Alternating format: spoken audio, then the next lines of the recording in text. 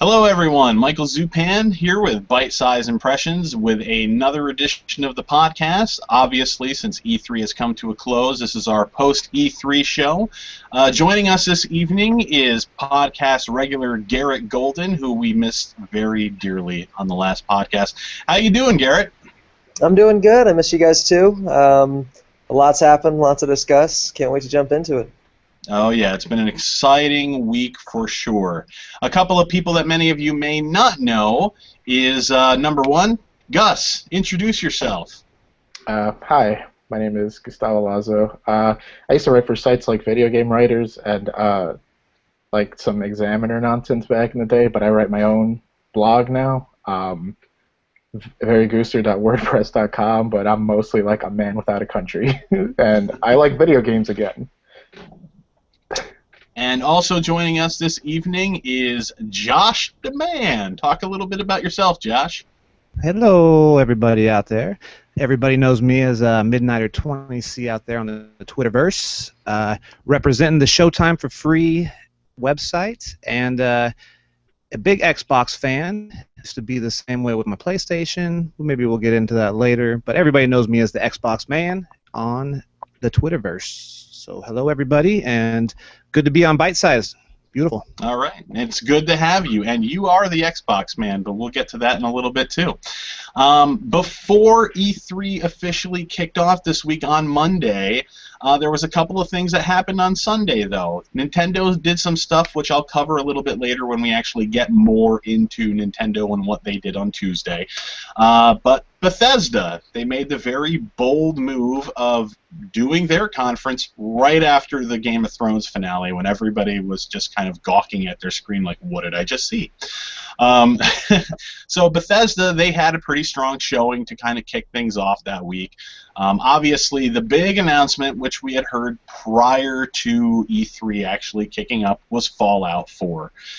They delivered quite a bit on the Fallout 4 front, and everybody's kind of excited for the game. I know I am. I'm looking forward to another open-world Bethesda-style game. Is anybody else here on the panel excited for this game? Oh God, yes. Yeah. Okay, it seems like a unanimous. How about you, Josh? You too?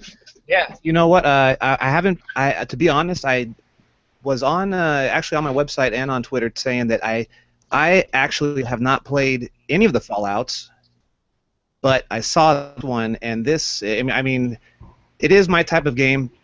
Big things, you know. Life goes on with changes and stuff. Babies are coming in. I don't have the time to play those type of games as much anymore. But when I saw this one, I saw what it was about. Asked some friends what it was about. Very interested. I love that trailer that I saw, and yeah, just loved what I saw of it. Looks really interesting. Awesome, awesome. That wasn't the only big thing that they had to announce that night, though.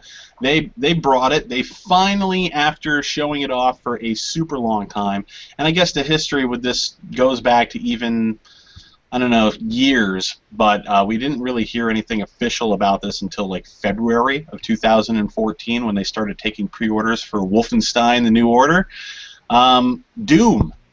They premiered Doom finally. They actually showed off more than just some CGI. They actually showed off some gameplay. And I'm sure everybody on the panel here has played Doom at one point or another, and probably Doom 3, which was like, what, like 10 years ago or something like that. How does this game strike you guys? Garrett, we'll start with you. Yeah, I played Doom 3, and I kind of haven't really had interest in the same style since then. Doom was... It led the genre so strongly at one point, and now there's so many different avenues I can take that I haven't really had any excitement or hype for Doom in a long time, and you know, it got me a little excited. There's some things that I'm a little skeptical about, but I don't think Doom is the powerhouse that a lot of people want it to be or it used to be, but I'm excited for it. Gus, would you agree with what he's saying, that Doom is kind of maybe at this point a little dated and maybe not quite as welcome as it could have been like a decade ago?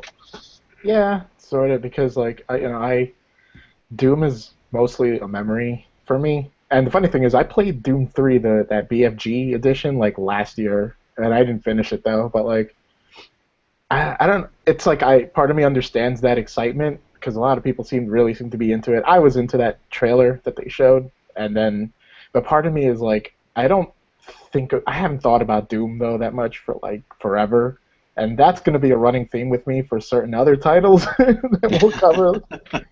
But yeah, I agree, Garrett. It's just like cool. Yeah, cool. Yeah. Yeah, it's all right. It's all right. How about you, Josh? You got any excitement or love for the Doom franchise at this point?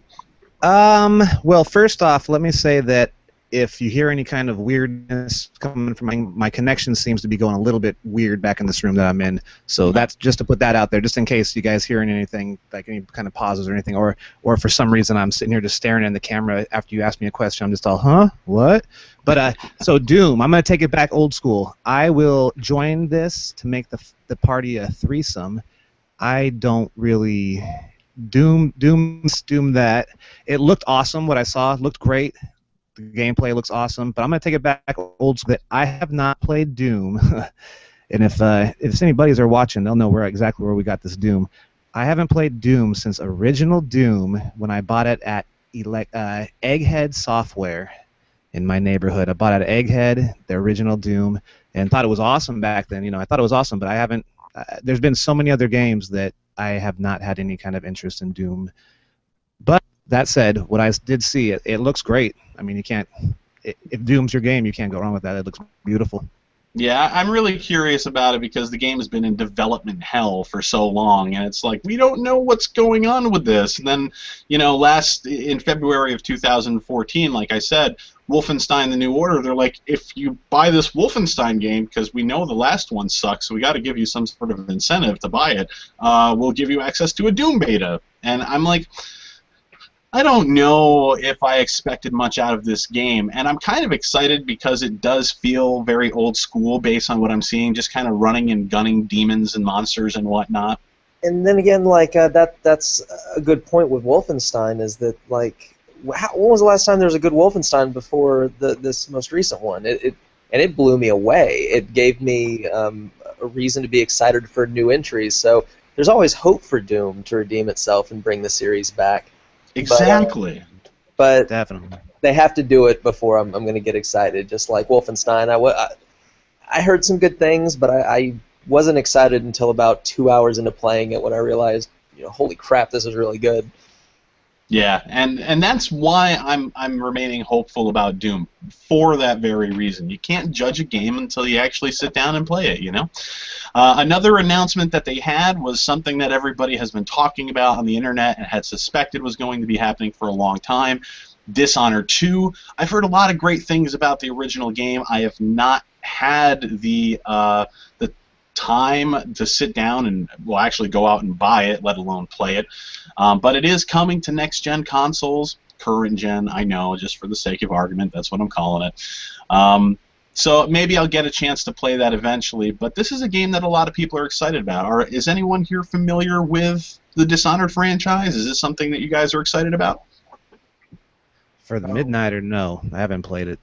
So, Okay. but it did have a little bit of a flair to it that in the type of games I like.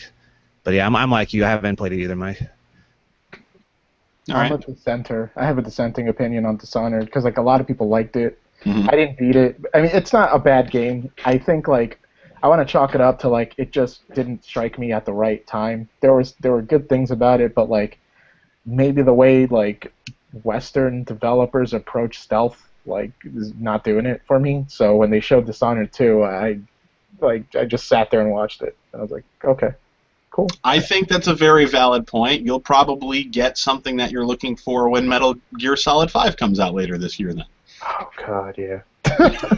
There it is. God, yeah. With you, man. And I agree with Dishonored. Like, I don't know, something about the first-person stealth thing just it didn't feel right for me. And I know a lot of people liked it, but I didn't get far into the first one, so the trailer for the second one didn't really, again, exactly like us. I watched it. It was good, I mean, it doesn't surprise me. I mean, you guys are well-rounded in your opinions. You guys don't really seem to hop on board the hype train and ride it.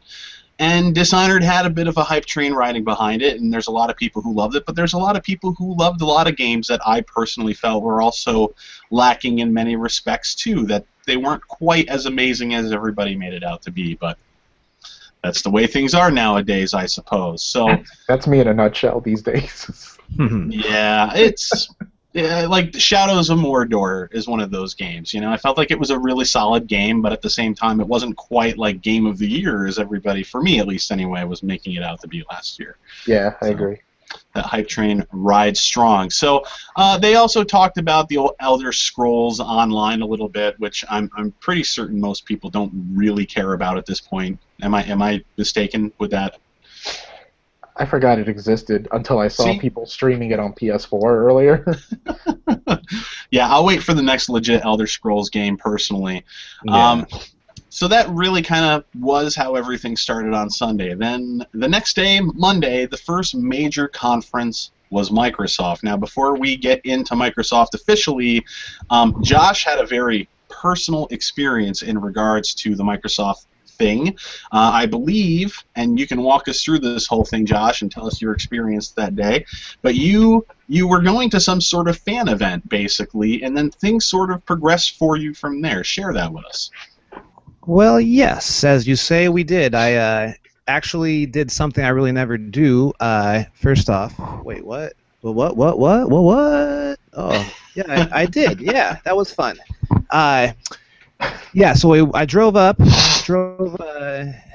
to Beverly Hills area, I guess, and went for the FanFest tickets. You know, I got off work a little bit early, didn't think that I was going to get the tickets, just figured my luck wouldn't get anything like that. It's like winning a radio show. So anyways, went up there, we got in line, lucky enough to be in the first 500, got a ticket, ended up going on Monday morning, and we were started off with a nice breakfast. They catered a nice breakfast for us. Everything was in a nice indoor. We were in the UC basketball facilities there, and start off with a nice breakfast. Next thing you know, Major Nelson's talking about things, telling us about how we've got some great seats, looking forward to the great seats and this and that. And then Mr. Spencer comes aboard and tells us, you know, he tells us what we're about to see and everything, and lets us know that, boom, y'all got E3 tickets for the next 3 days. So, beautiful. So you got free tickets for E3. Yes, sir. And where did those tickets land you? I actually had to work the next 3 days and didn't get to go enjoy the festivities. But what we got at the E3 experience for the FanFest, we got, let's see, so we got served breakfast, got to go inside the actual show, the presentation. I was in the front row locally. I was in Team Purple with Gamer One Mac, his lovely wife, my buddy Joe. We got front row seats. Luckily, we had we had to get in. We got in there. We got different colored wristbands, purple, gold, this and that. Luckily, Team Purple got to go first. Got in there, and as we sat there, Major Nelson's walking around saying hi to people, and he turns to us and goes, "Oh, hey guys, have you heard of the Unreal Engine?" So, you know, everybody's like, "Yeah, of course, Unreal Engine." And he says, "Well, here in front of you is Mark Rain." So boom, all of a sudden, Mark Rain's sitting there. He turns around, you know, he's waving at everybody, "Hey, what's going on?" And yeah, boom, front row tickets. Everybody at the E3 though event had incredible tickets. There were people in front of us, in the middle that had great seats and just all around.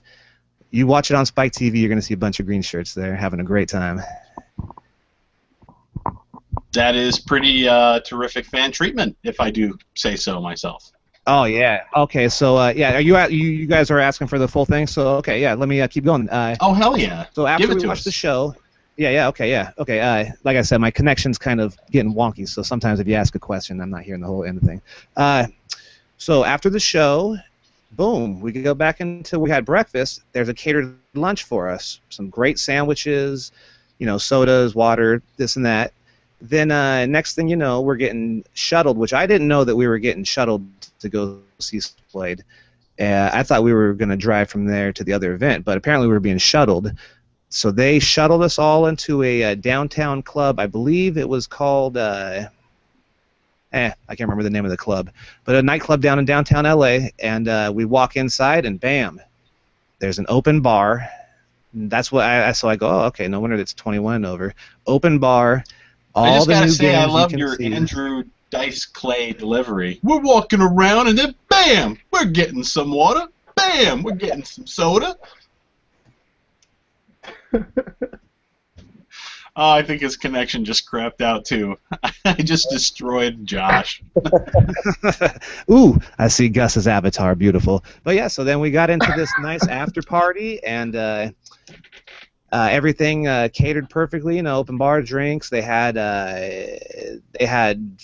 Forza 6 going off. They had Cup going off. They had Gears remake going off. I mean, they had all the games that they were showing there to play.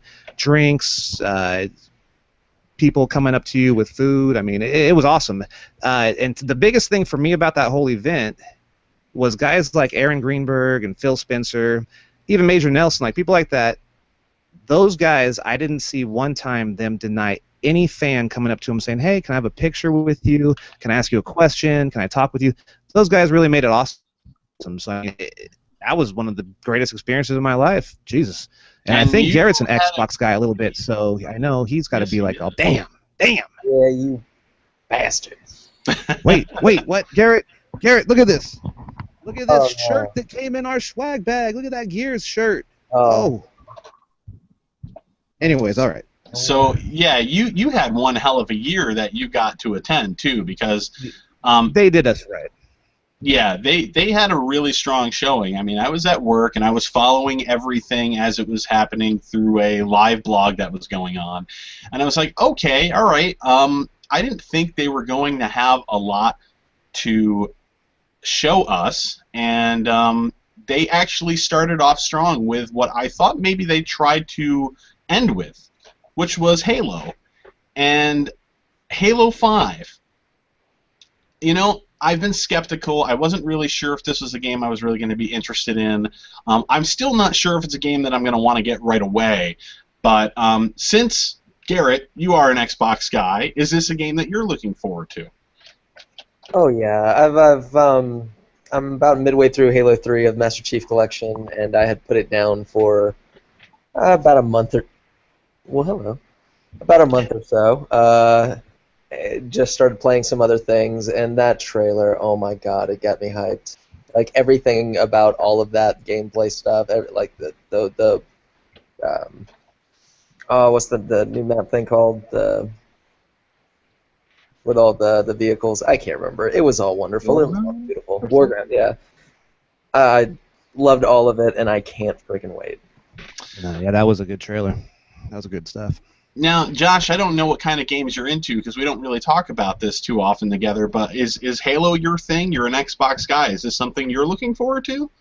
I do Halo. I always had it on the back burners because I'm not as awesome on the multiplayer as I am on my Call of Duties, or I used to be. Anyways, old age, guys. Old age and all the go-hards. Damn them. But, what got me interested... sorry, hold on. Let me stretch real quick. What got me interested in the Halo is that new story. I'm pretty interested in seeing about the Master Chief. What the hell's going on? Is he turning into a bad guy? Or is gonna hunt him down? What's going on here? So actually, the story got me. Like I was saying, I had it on the back burner a little bit because I'm not as good at it, and I always used to be bummed on the 30 frames per second and no sprint. But they brought the sprint in, 60 frames per second. I'm looking forward to some big battles and some good Halo stuff. It's always good stuff. Yeah. Now, Gus, do you have an Xbox One? No, they should stop making those because Xbox sucks. No, I'm kidding. No, you know what? I know we'll get more into Microsoft C3, I guess, but generally, I remember last time we spoke that they said, I think I remarked that they did kind of sort of push me into one, but this year, they definitely did. But I think, budget reasons, I might not have one this year. But I don't have an Xbox One, but I definitely do want one. Did you see the Microsoft conference? Does Halo 5 suit your fancy? No, but I would play it, I guess, is the answer. Because it's the last Halo game I played to completion was Reach. That was 2010, and then I bought Halo 4 discounted, but I just wasn't feeling it. so I didn't finish it. But like when I watched the trailer, like I thought the trailer looked cool. Like I don't know Halo lore now. Like I don't know what happened in 4. So like all of a sudden, like Master Chief being like a villain, I think is the implication that I was taken aback, and I'm like, that sounds interesting. Like I would love to play as the Arbiter, Keith David's character or whatever, and just like kill Master Chief with like a plasma sword or whatever. Yeah, I mean, I think the story, as they're trying to present it, it's this big mystery right now. You know, which series of events is actually what's happening? Is he bad? Is he good? I think it's an interesting take on things, and it will make things a little more fresh than the typical, run and shoot a squad of bad guys and then push on. Gabriel Galliani hopefully just joined us. Oh my! I hold on. Let me go change my shorts real quick. A little bit of pee came out. I don't know how successful. Can you hear us? Can you speak? I can speak. I don't know if you can hear me. We can hear you, man. Thank you for joining us. I will miss it for the world. I'm sorry because my phone line has been driving me crazy for like a month or so, and so I hope some words will get through. So yeah, anyway, you're coming through loud and clear right now. So okay, fine. And besides, it's not really a podcast if there aren't some technical difficulties along the way, because that's just the way it happens. Can I just say that I love you all, and I'm so happy to be here and to see you all together.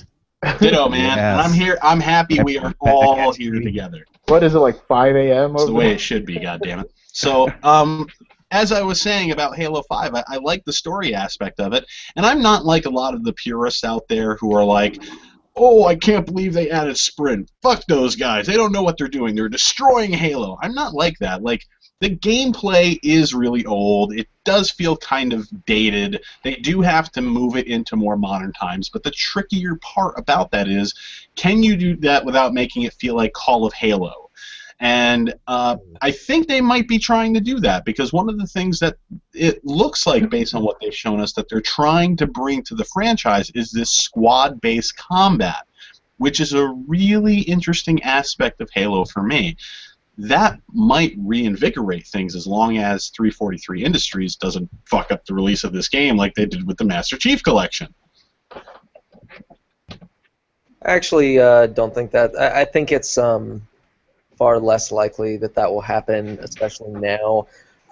It's a game they're building from the ground up, like Halo 4, not a mishmash of a bunch of other games put together that they didn't make, and especially after the whole kerfuffle with MCC, like, oh my god, they have so many people looking for bugs with betas, with QA, all of that stuff with Halo 5 that I couldn't believe if they release something that's not in perfect working order. There's going to be some launch bugs with any server-based game, I truly believe that, but I can't think that it's going to be anything like Master Chief Collection. I would certainly hope not, and I agree with you in the respect that they had a big problem last year. They had a huge problem, and it took months for it to get to the point where it needed to be. I mean, it almost felt like we were talking about Battlefield 4 again. Almost. Not quite as bad, but it was pretty bad.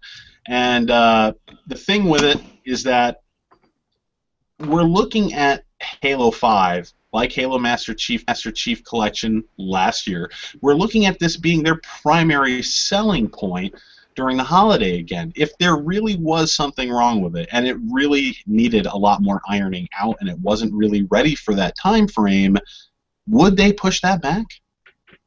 I don't know. I would hope so, but something tells me that it's locked in there and it's not going to change. So that's why I'm a little bit concerned. You know how you were saying you were thinking it could be a Halo-y COD mix. Yeah. From what I was seeing, I would say more it's going to be like a Halo Fall, Titan Low. It's going to be something in that mix, I believe. Yeah, I've heard a couple of people say the same thing. I'm sorry, Garrett. Go ahead. But, to be fair, Call of Duty's kind of been chasing the Titanfall these days with the jetpacks and things. So that's very true. And it was actually fun. Like Advanced Warfare multiplayer was fun.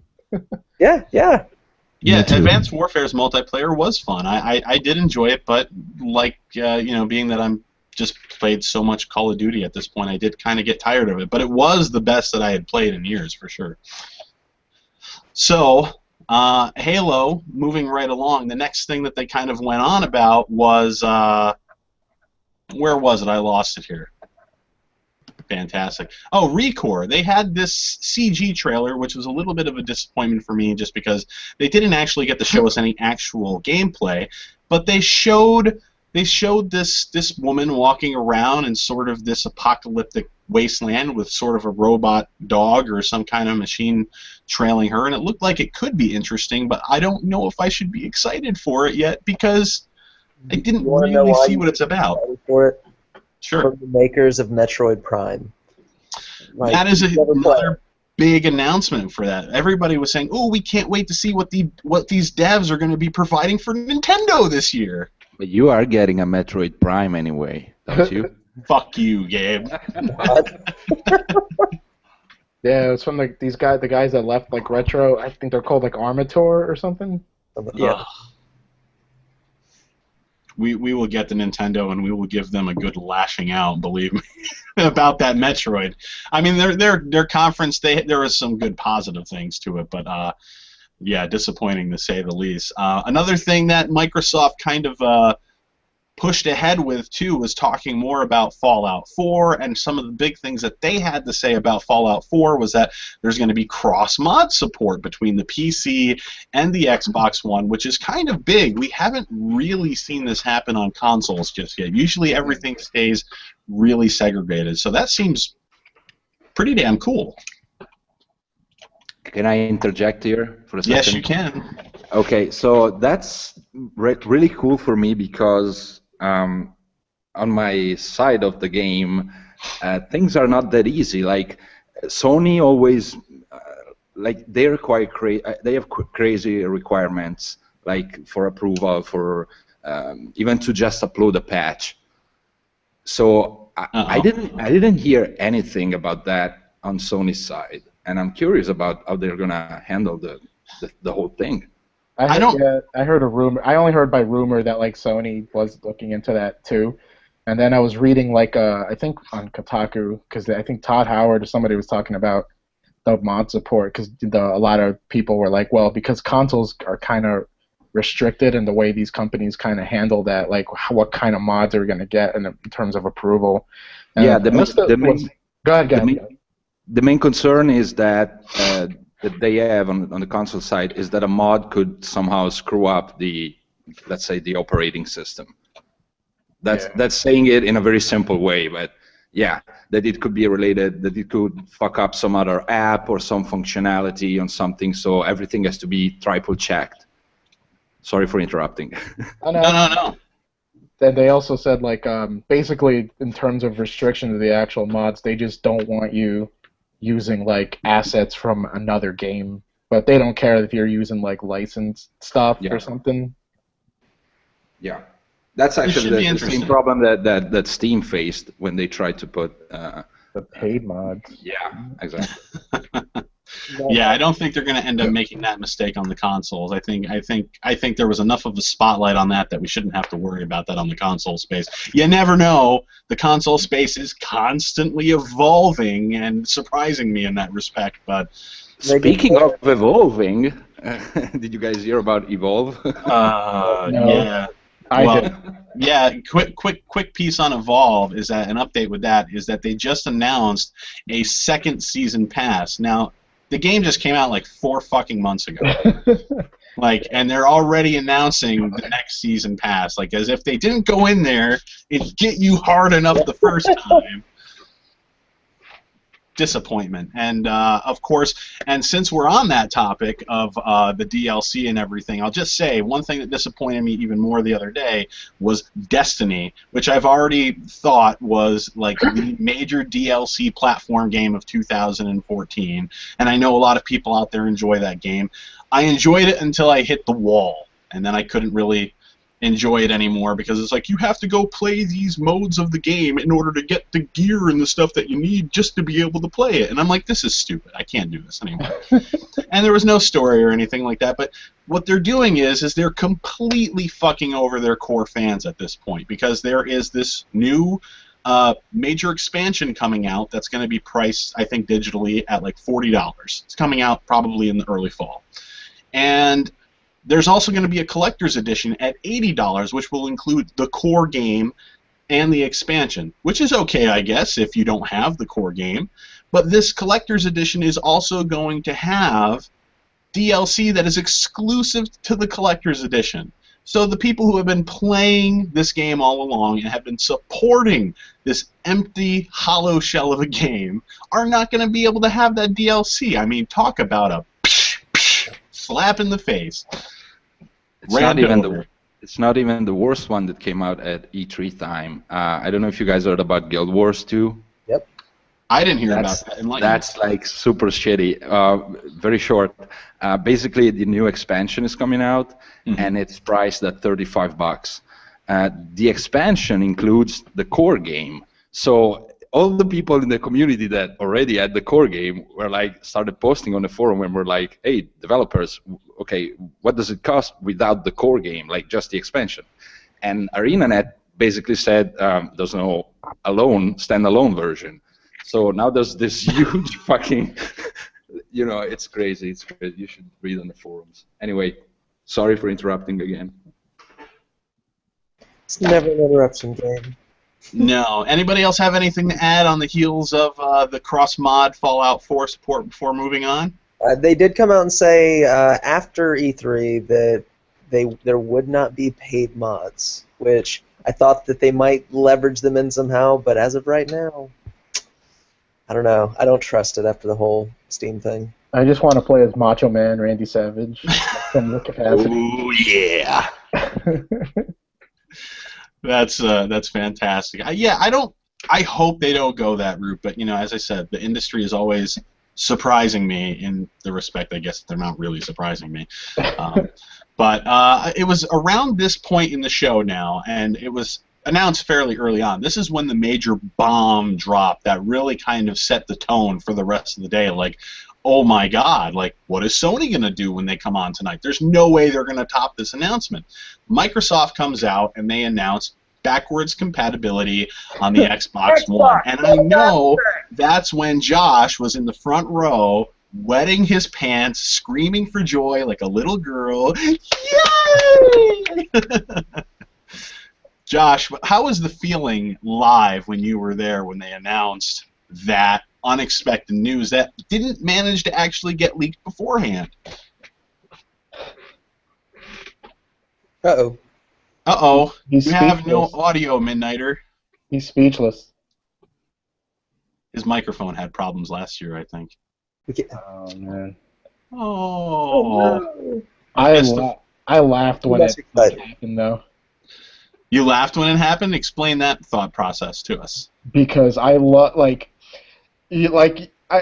I do try to be very kind of well-rounded, and I'm like I hype myself up as a true neutral, but like what a punch in the mouth to PlayStation Now. Like I had to laugh when they announced that, and I'm like, and the prices for PlayStation Now are already ridiculous to me. So it's just like I guess it's possible with PlayStation Now that you could come out ahead for not actually buying the game if you're renting a very short game, or you rent the game and then you don't like it and then you don't play it very much. But in some cases, let's say if it's like Skyrim or something, and you're going to play this game for like 80, 100 hours or more, it's just cheaper for you to go out and buy the physical copy of the game for $20. At this point, yeah. Right, and that's the thing. It's like, when Microsoft announced backwards compatibility, and just to be clear, this isn't, a lot of people kind of ran off with this backwards compatibility thing. It's not all sunshine and roses, not just yet. Right now, tentatively, for the holiday season, they're looking at 100 games being backwards compatible. And what I'm concerned about is because the Xbox 360, they had an initial list of games that was supported. They eventually added a little bit more, and then they kind of were just like, we're done. There was a lot more work, I think, that went into bringing Xbox games to the Xbox 360, where allegedly at this point, all they really have to do is get the developers to sign off and say, yeah, you could have our game playable on the Xbox One. And that's what Microsoft have done. They've ended up basically emulating the operating system of the Xbox 360 on the Xbox One, so there aren't really any problems. And in some cases, as we're seeing reported online, there's actually performance improvements for these games. But yeah, I mean, for them to be able to do that, Sony comes out and says right after, yeah, no, we're not going to... we're not going to change anything. We've got, you know, so many more units sold, basically. We don't really care. That's the way that it comes across to me. And they're saying, no, we're just doing different things, and that's okay. And PS Now, while it's different, that doesn't mean that some form of letting you play your games that you already own for nothing additional, so you can consolidate space in the in your home entertainment center, they could work something out. Like, what if they put like a disc check system on PS Now? So if you own it's not gonna work, Mike, and I tell you why right away. The big plan is to have PlayStation Now work on devices that are not just PlayStation. So this is in the long run, it's like so you can be able to play on the TV, on your fucking phone or whatever. So that's what they aim for. Well, that's a little bit of a disappointment. I think. I mean, they're still having to pay. Like, think of all of the people who have old games and stuff like that. If they just let anybody check a disc and get ready to go, they're just throwing money out for server upkeep and streaming and things like that. Game streaming is still relatively new and still is expensive. At that point, an emulator would be more convenient on the machine. And the Cell emulator is. Oof. The Cell. Am I back? Am I back on? Yeah, you're back, Josh. Talk about your up close moment there. Yeah, the place went nuts. When I got home and watched it on Spike Channel, because I DVR'd it just in case, I actually wanted to see what it looked like on TV too.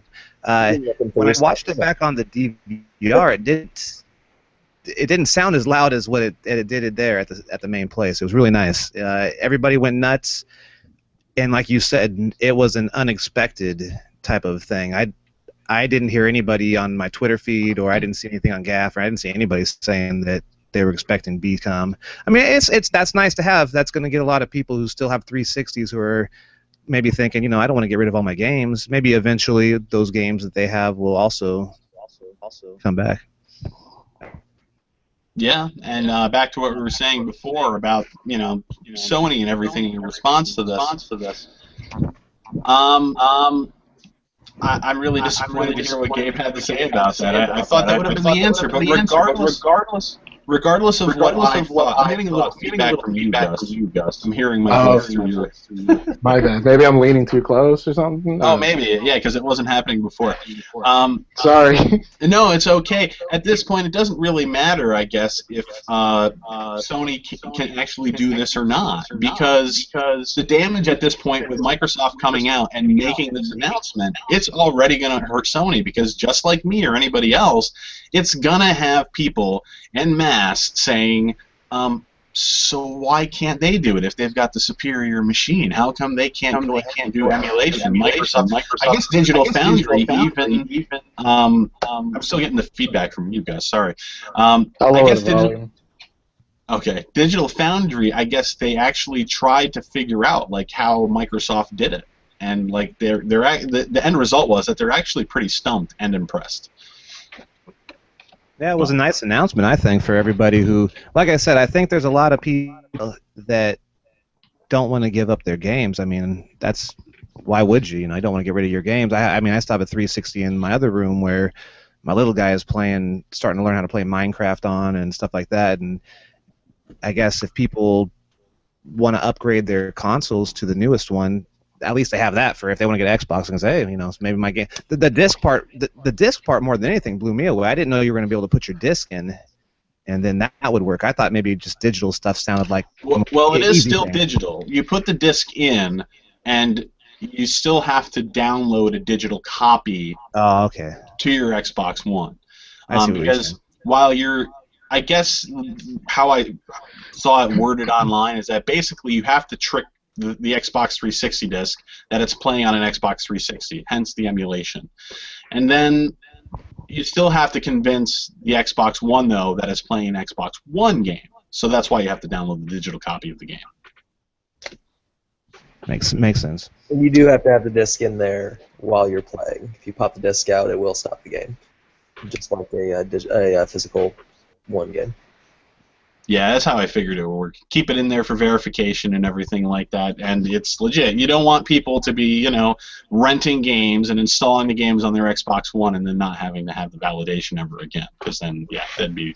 I have had one digital game pop up that I do not own on the 360 that I can play on the One, so that's odd. Really? It's not one that you just kind of added to your library at one point through Xbox Live with Gold or anything? I keep a way too close of a categorization of all my games and stuff. So I actually went back, double-checked that, checked the Xbox store, and no, it's still available for purchase for the 360, but it is available on the One. Well, if anybody has access to the preview program, go ahead and start checking your shit, because maybe you got some free games coming to you. What was that, Garrett? Which ones? I'm in the preview program. What were you saying right there? It was one of the Kefling games. So, Oh, I've got them both. Yeah, Sorry, guys. I actually got one from, I think, Games with Gold, and then the other one I didn't have because I wasn't going to buy it. And, yeah, just popped up for download. $10 game still if I go to the store to buy it on 360. So strange. Still some quirks that might get taken at some point. Oh, no. But it's really cool. It's done so well. Like, everything about it just runs smoothly. The emulation of... just the system level stuff, it feels like it's a 360. The 360 menu with the achievements and friends list and things like that, it's all there. Sweet. So that was obviously a big thing. We have to kind of push forward here. We still got a lot to talk about, but other games that they ended up presenting during this day, and if there's any games that you guys want to talk about, feel free to stop me in my tracks and start talking. Plants vs. Zombies Garden Warfare 2 was officially unveiled, and that's one game that I'm really super excited for because I still, to this day, play Plants vs. Zombies Garden Warfare regularly. It's like one of the only multiplayer games that I actually enjoy to play just because it's just fun. Forza Motorsport 6. They were talking about... Somebody say Forza Motorsport 6. You want to talk about that a bit, Josh? I just was showing off a nice swag bag shirt. Actually, it's a watched it, beautiful looking game, and I look forward to it. Very nice. How does it look compared to Forza Horizon 2? Has it made a noticeable improvement graphically, or that was a stellar looking game. Don't get me wrong. Yeah, I think it looks. I think it looks.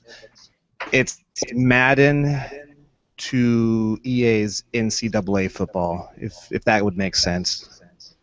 Yeah. Did you see actual gameplay though, or was it pre-rendered stuff? I did, and if you look on my Twitter account or my YouTube, you'll see some video up there. I put some off-screen camera.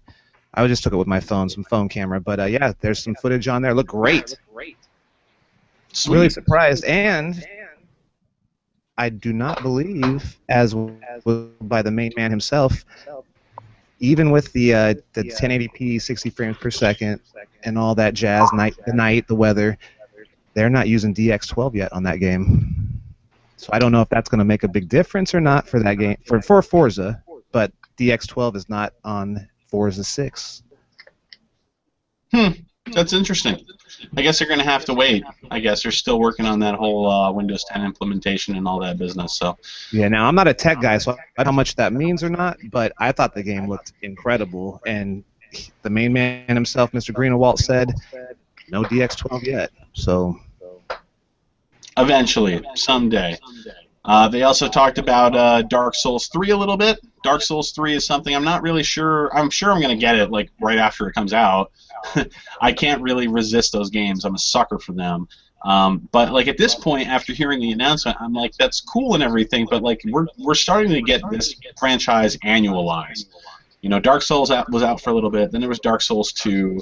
Then we got Bloodborne, and we got Dark Souls 2 again. Now we got Dark Souls 3 coming next year. I hear rumors in the pipeline that Demon's Souls 2 might actually be in the works and might be something coming out a little bit later down the road. So who knows if that's going to be 2017 or whatever, but I hear it could be in the pipeline. They also talked about the Division beta. There will be an open beta on the Xbox One and only the Xbox One this December. And I think this. Let's test the game to make sure it works on only one platform as an exclusive nonsense. It needs to stop, because don't we think that this sort of thing needs to be tested out on everything so that nobody has any problems? Anybody agree with me on that? Everyone's muted because I was bitching about the echo. Yeah, the echo was in there for a bit. Do we hear the echo right now? No echo? Oh, now I do. It's you, you bastard. Yeah, it's you, Is it Josh. Me? Yeah. Is it me? Is it? No. I have earbuds on, so don't pin it on me. I have headphones and a mic. I thought it was you because your Silver Surfer kept flashing up on the screen when the echo was going. Great right Instead of now. you picking it up, Gus. Yeah, see the little equalizer that shows when you're getting mic input. You see it now? Popping up here. Without. Hold on. No, it sounds great right now. Okay. So it was Josh, and he was just trying to make it look like I had a problem. Yeah. No. Yeah, basically. There's no more echo, so we figured it out. Let's carry on. West Coast. West Coast. I don't know why I did that. Are we on the same page, though, about this Division beta being exclusive, though? I mean, shouldn't this be like an all-inclusive sort of thing? I guess. I guess I don't care about the Division anymore. To care. Yeah, exactly.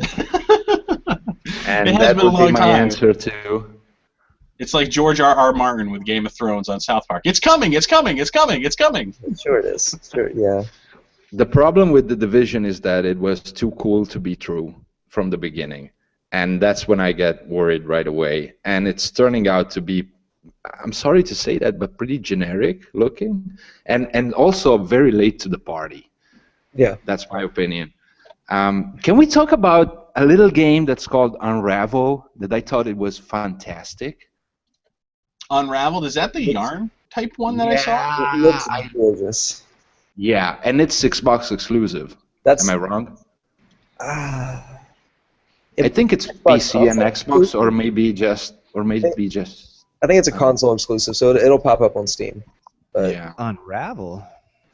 I need to play It that looks game. cool, though. I like inventive, fun little games like that.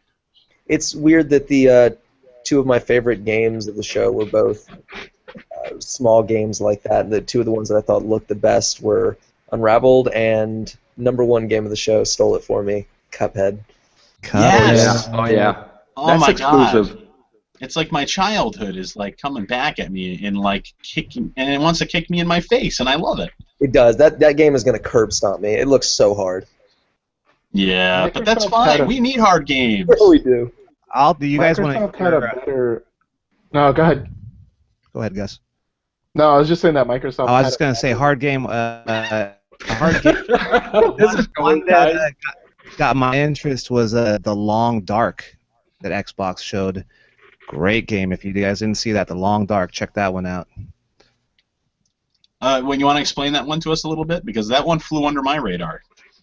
It's a survival type game. You're crafting tools. You're going through cabins. You're going through drawers to find different things to make to survive. It's basically you land after a plane crash, I believe it is. It's part of that new Xbox preview program, or not the dashboard No, one, but no. It's their early access program. early. God Yeah. damn it. Yep. Keep that away from my consoles. Yeah. And you crash land, and boom, you're let's see how long you can survive. Things coming at you, and it's interesting. It's games where if you have the time to play, I think you're gonna have a lot of fun with that type of game. The Long I Dark. have a question for you since I just managed to look at my Twitter feed. Daniel Smile, at Daniel Smile, I should say, he wanted to ask, is it true that you needed a gold membership to be able to get into the Xbox fan event? Yes, I believe it is true. That and 21 and over. You know what? I don't. You know what?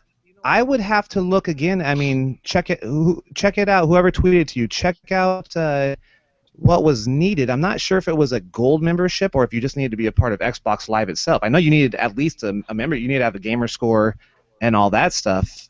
I'm not sure if actual gold was a requirement. No, 21 and over was.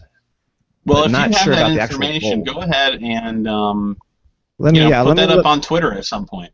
Yeah, give me a second and I'll look some stuff up here. So Sure. go ahead and carry amongst Very yourselves. cool. Here. Absolutely. So yeah, moving on, they were also talking about Tom Clancy's Rainbow Six Siege. Oh wait, Gus wanted to say something. Before. Oh yeah, go right ahead, Gus. Well, the thing with the early access, I think, though, is the difference between that and then, like, on Steam. I think the early access, it has to be free or something, or it's like a demo. Yeah, I did. 1 hour Like, demo. they're asking people to demo it for free. Yeah, up there right now. I've actually played the two that are there. It's Elite Dangerous and The Long Dark. It's discounted pricing. Since it's in early access, it's cheaper than it will be when the game finally releases. And I believe there's a 1 hour demo period for both games. What's interesting to note is that Elite Dangerous is $30 right now. On Steam in early access, it is, I think, $55. So this is actually the lowest it's been, is the early access reveal on the Xbox, which is odd, not common. That's actually very interesting news. That's stuff that I wasn't really aware about with the early access on the Xbox One. Could it be possible that they're actually going to be doing this okay? I mean, it still doesn't kind of excuse the fact that there's probably going to end up being, like, when you play a video game where you can play, like, levels that people edited, you're going to play through a bunch of crap before you find something that's like, okay, but I guess if it's free to start and if you enjoy it, you can later on purchase it at a price that's discounted and even rivals Steam prices. Not too shabby, huh? Hey, Mike, I have an answer for your Twitter question. Okay. Do you remember? Yeah, at Daniel Smile. I have an answer for you. Daniel Smile, I have an answer for you from the Midnighter 20C here. I'm looking on my website where I put a of it. Uh-oh. We'll have to wait till next episode. Dun, dun, dun. Josh, you there? Oh, he's freezing out all over the place. Okay. No, hello. Oh, there you are. So what's the answer? Did you have to be Xbox Live Gold or what? Oh, okay. Yeah, it says no. Just Xbox. You have to be Xbox member. No live. It says gold is not required. I repeat, not required. Thank you very much for clearing that up. I was about to take your word for it before when you said it probably was. So you know what? I would. Cat. Another thing, of course, that they showed Microsoft was Rise of the Tomb Raider, which is no surprise because this game has temporary exclusivity on that platform. And a lot of it was like, it looked like pre-rendered stuff, so I'm like, how's it really going to look on the Xbox One coming out of the gate? Not that the graphics really are going to be an issue for me. I mean, I have maintained ever since I bought my Xbox One a year ago that, like, Rise, which was 900p, was one of the best looking games that I have played this generation so far, and it's still a really strong looking game. So that doesn't bother me that much, but I just hate when they come forward and they're like, oh, take a look at this gameplay that's going to look very different when you play it when it actually comes out in the not too distant future from now. But they were showing it off, and it looks intriguing, and it shows some actual tomb raiding, which was fun. But I heard a little something, a little tidbit of information that the people who are working on this game, that company, they're not too pleased with Microsoft right now over this. And I'm not going to the sensationalist extra mile to say, like, they hate Microsoft, they wish they never made a deal, blah, blah, blah, blah, blah. But fact of the matter is that this game is dropping on the same day as Fallout 4. And Microsoft, it Yeah. seems, are pushing the marketing machine really, really heavy for Fallout 4 for obvious reasons, which could overshadow Rise of the Tomb Raider. So, yeah. What do we think about that, guys? I stand by the whole buying exclusivity on a sequel thing is bullshit. And hopefully this just means deals like that won't happen again. I know that's not that I want it to fail, not that I want the game to do badly. I don't think it will do poorly. What we did see was gorgeous. I can't wait to play it. I know a lot of people are excited, and the people who don't have Xbox Ones are really excited to get it later on PC or PlayStation or whatever they have when it's no longer just an exclusive. But they have every right to be pissed off, and I just hope this leads to deals like this not necessarily happening in the future. Now, Gus, you're on the opposite side of the fence. You don't have an Xbox One. I believe you do have the PS4. Yeah. So how does this whole situation with this game make you feel? You know what? I actually didn't like I wasn't that into the first reboot Tomb Raider, but I do want to play this one. You know what? I guess I've been a little. I want to say diplomatic, I guess is the word, because the exclusivity didn't bother me because a lot of implications made it seem like it's just a timed exclusive, but I don't know. I don't know for sure, but the whole It is. It's coming to date, PS4 eventually. the whole release date thing is just weird though for me. I now that you're saying they're possibly just not mad, they're not happy with Microsoft about it, but it does now, and this is just my head spinning. It's just like they're undermining Crystal Dynamics, or because I guess if they're really pushing marketing for Fallout 4 because they want that game to do well for the Xbox brand, what then is your reasoning for the exclusivity in the first place with Tomb Raider? If just to have now more you, games, I would think, to yeah. overshadow the PS4 this holiday season, because think about it, it's like, oh well, we've got Fallout 4. Not only do we have Fallout 4 because the other console has it too, but we're going to throw in a free copy of Fallout 3 since we're going to be backwards compatible this holiday season. And not only that, we're going to have mod support right out of the gate. Buy it on our console.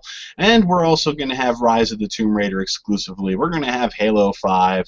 I mean, it seems like it's going to be, for the masses, a really decent holiday season for the Xbox One. It's going to be enough to get a lot of people excited, where maybe not so much for the PS4 this holiday. I don't think they've really got too much going for themselves other than third party. And Yeah, an interesting that's thing the about narrative. that deal, too, and not to cut you off, is that the fact that originally, from the developers of Rise of the Tomb Raider, I mean, this seemed like a really smart idea, because this holiday season was when we were originally supposed to see Uncharted 4. So, okay, fine, let's go ahead and let's get the most that we can out of the holiday season. We'll just release Rise of the Tomb Raider on the Xbox One and let the PS4 guys play Uncharted at that time. And then later on, once everybody's tired of Uncharted, we'll release Rise of the Tomb Raider for the PS4, and we'll maximize our sales on that platform too. Now, it more than likely is going to go head-to-head with Fallout 4, as we know it's going to this winter, and then it's going to go head-to-head with Uncharted 4 in the spring. I'm assuming it's probably going to only be like a 6-month exclusive deal.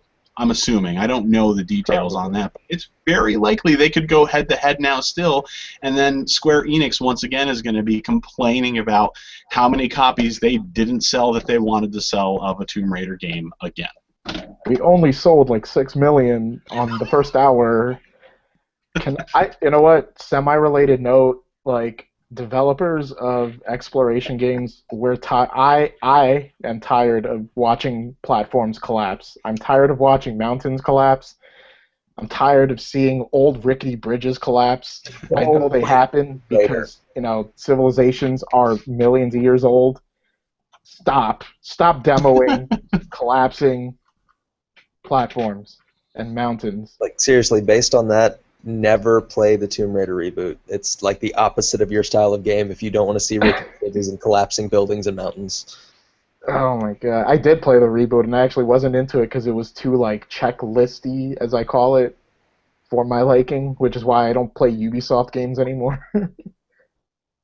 Yeah, and they're all sort of the same formulaic kind of spiel. Like even like that racing game they had was sort of the same thing, wasn't it? It's like go to the checkpoint on the map so you can unlock that section of the map. It's like, how many different game series are they going to inundate with that style of gameplay? It's like, go to the tower and climb it, and then bloop, bloop, bloop, bloop, bloop, and then explore. Like, it's the same thing over and over again. I mean, the fact that it's even crawling in the racing games is like, it's blowing my mind. It's blowing my mind. But that was pretty much all the major stuff that was going on at Microsoft. Oh, no, wait a minute. Rare was there, and this was the biggest. I know Gabe is probably rolling his eyes in the back of his skull right now because he was like, come on, I played these games years ago. I thought my webcam was not on.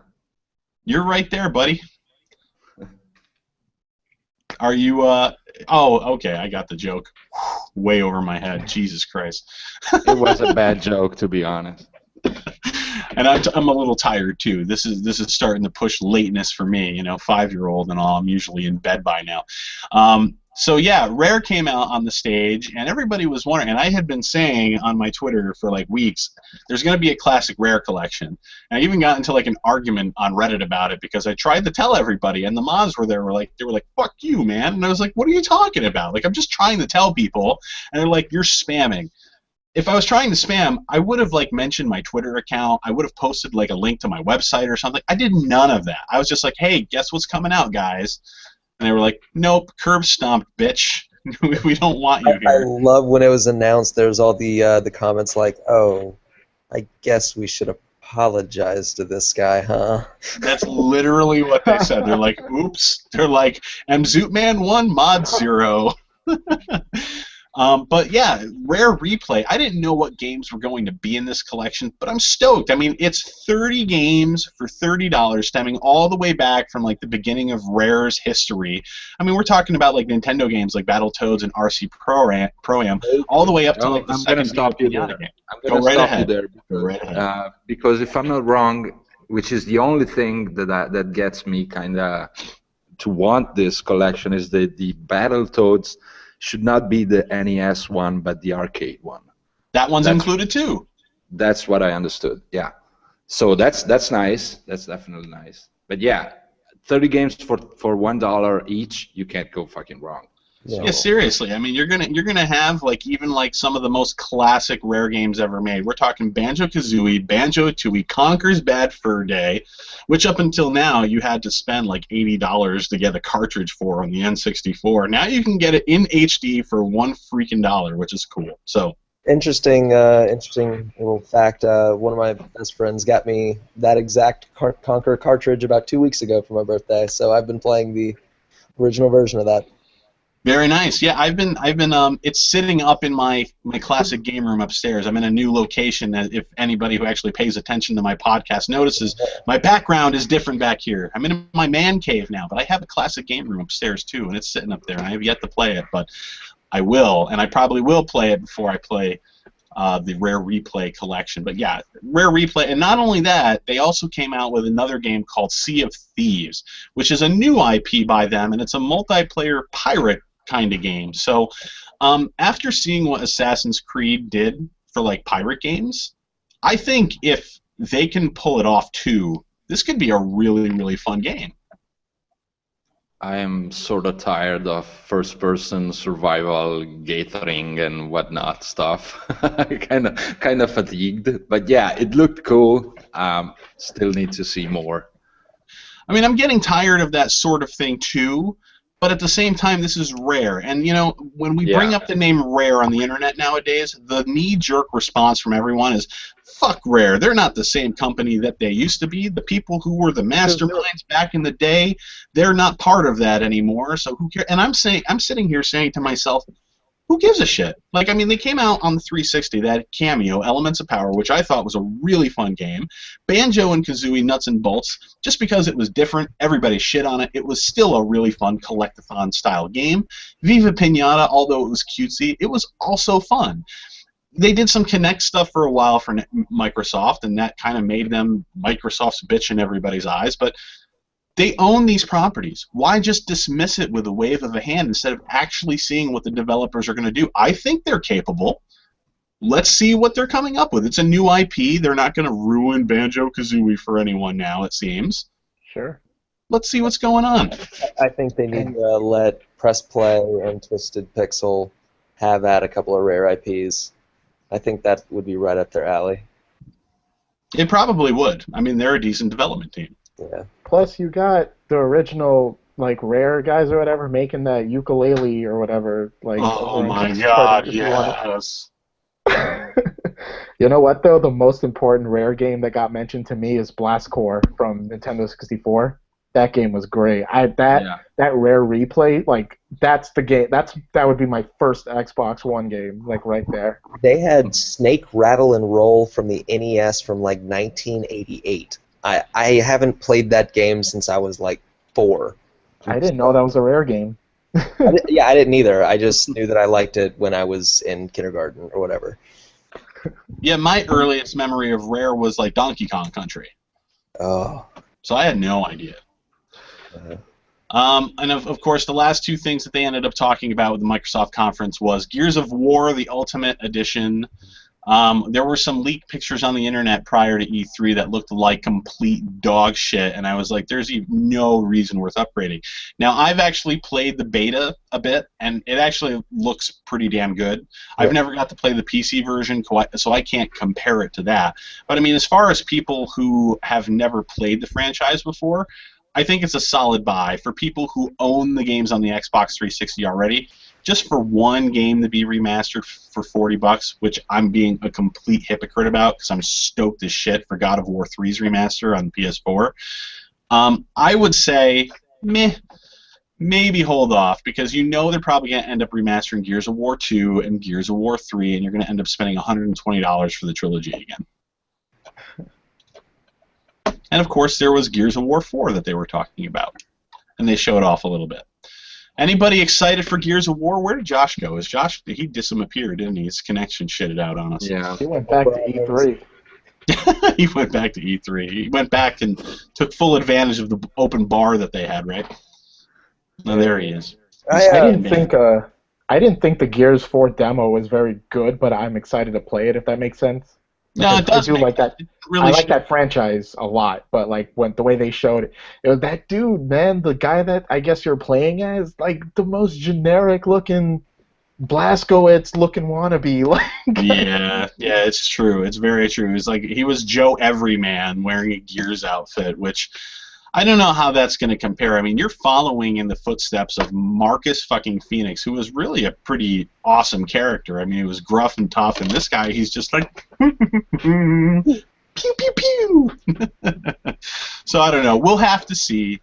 It's a long time off. I mean, the game is still got a long way to go in development, I'm sure, which is probably one of the downsides to Microsoft's overall showing at E3 was the fact that they were showing a lot of stuff that is not coming out now.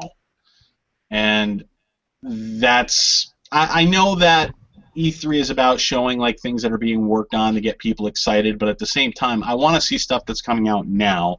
And they didn't have much, I thought, exclusively outside of Halo 5 and Rare's Classic Collection, which, yeah.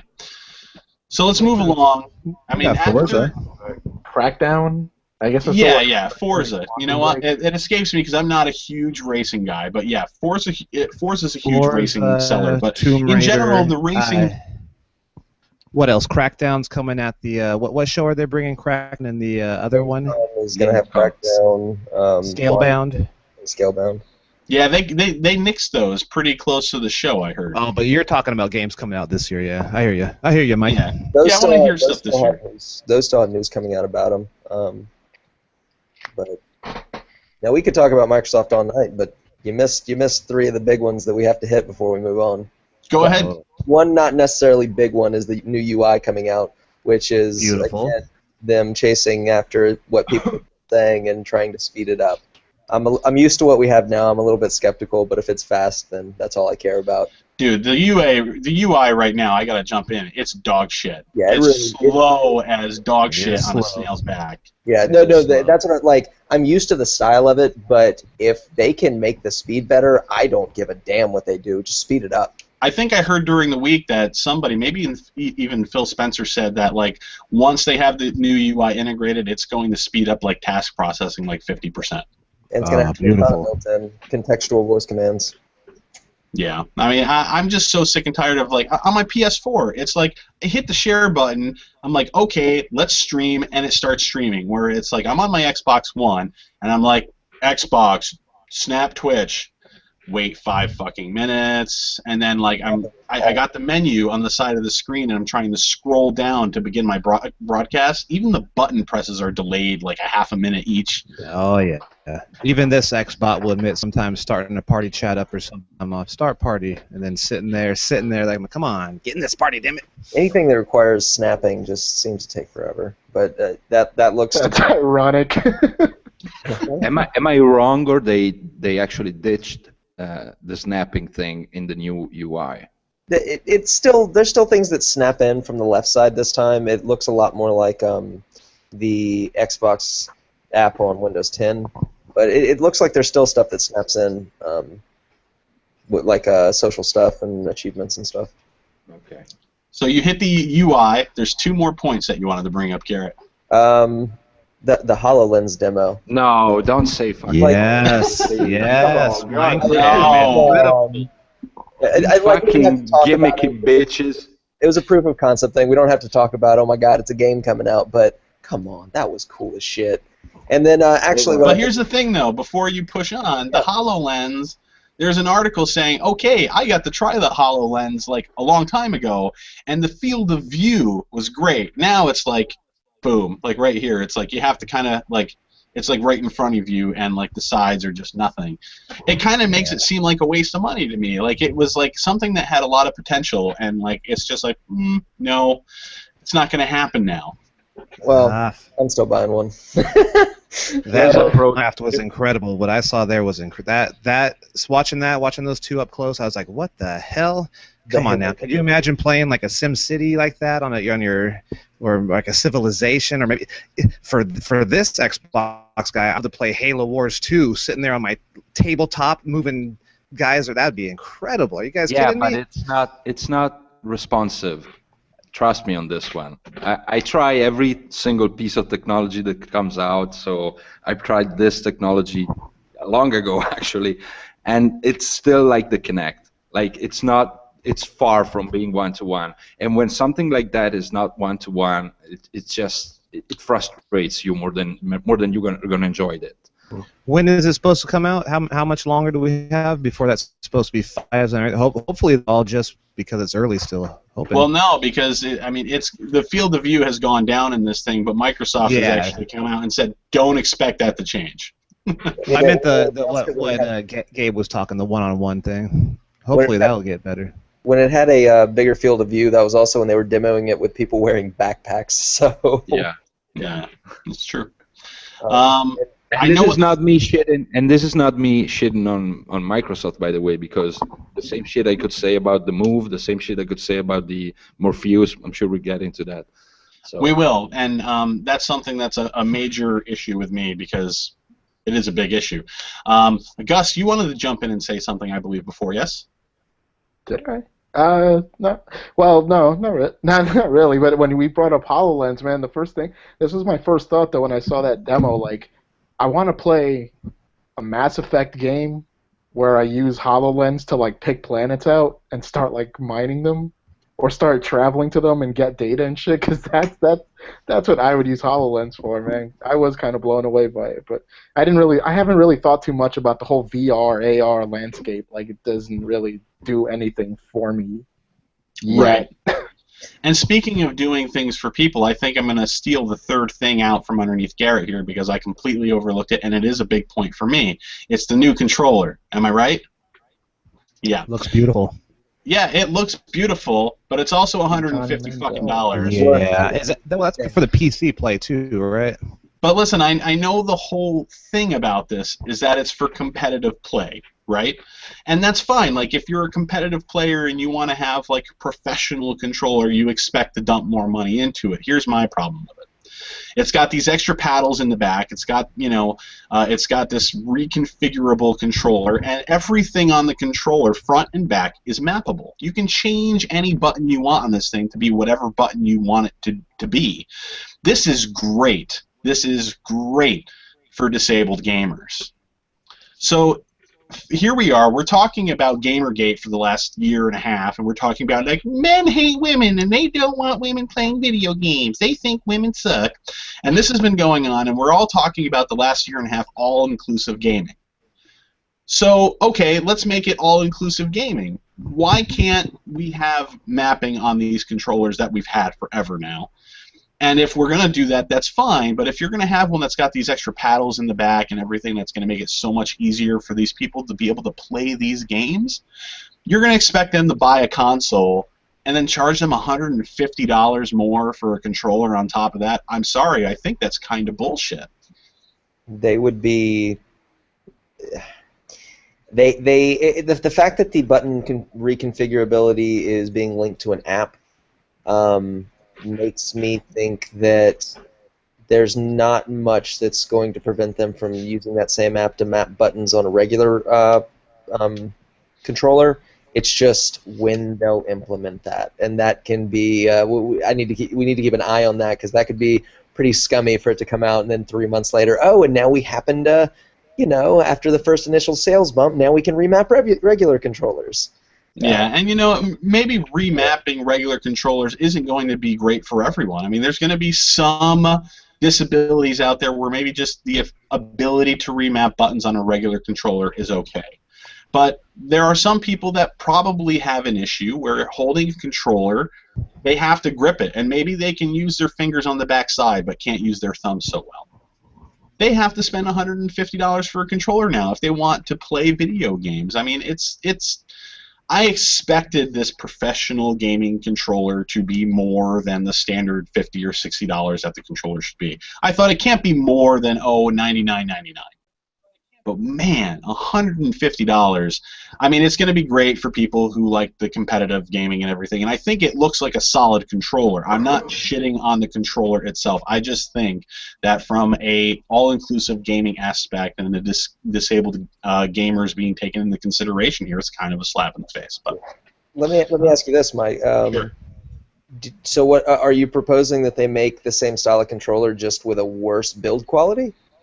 No. Features, No. but worse See, build that's the quality tricky so that they can make it cheaper. Because that seems to be the issue, and because the paddles are one of the things that really makes it better for those people, like you said, but that's going to make it more expensive. So the only way to really keep it cheaper while offering that to the greater public is to make that controller with a cheaper build quality. And is that something they'd really want to do? It's a sticky situation, and you're not wrong. I think there's just not an easy answer to that. Can I just say that I actually don't think that disabled gamers are the target for this controller? No, they're absolutely far not. from it. I just think that a lot of disabled gamers, and you can go look on some comments online from people. They're like, I've seen on Reddit. I've seen people who are disabled to say, "Thank you, Microsoft. I've always wanted to have something." Oh, I know.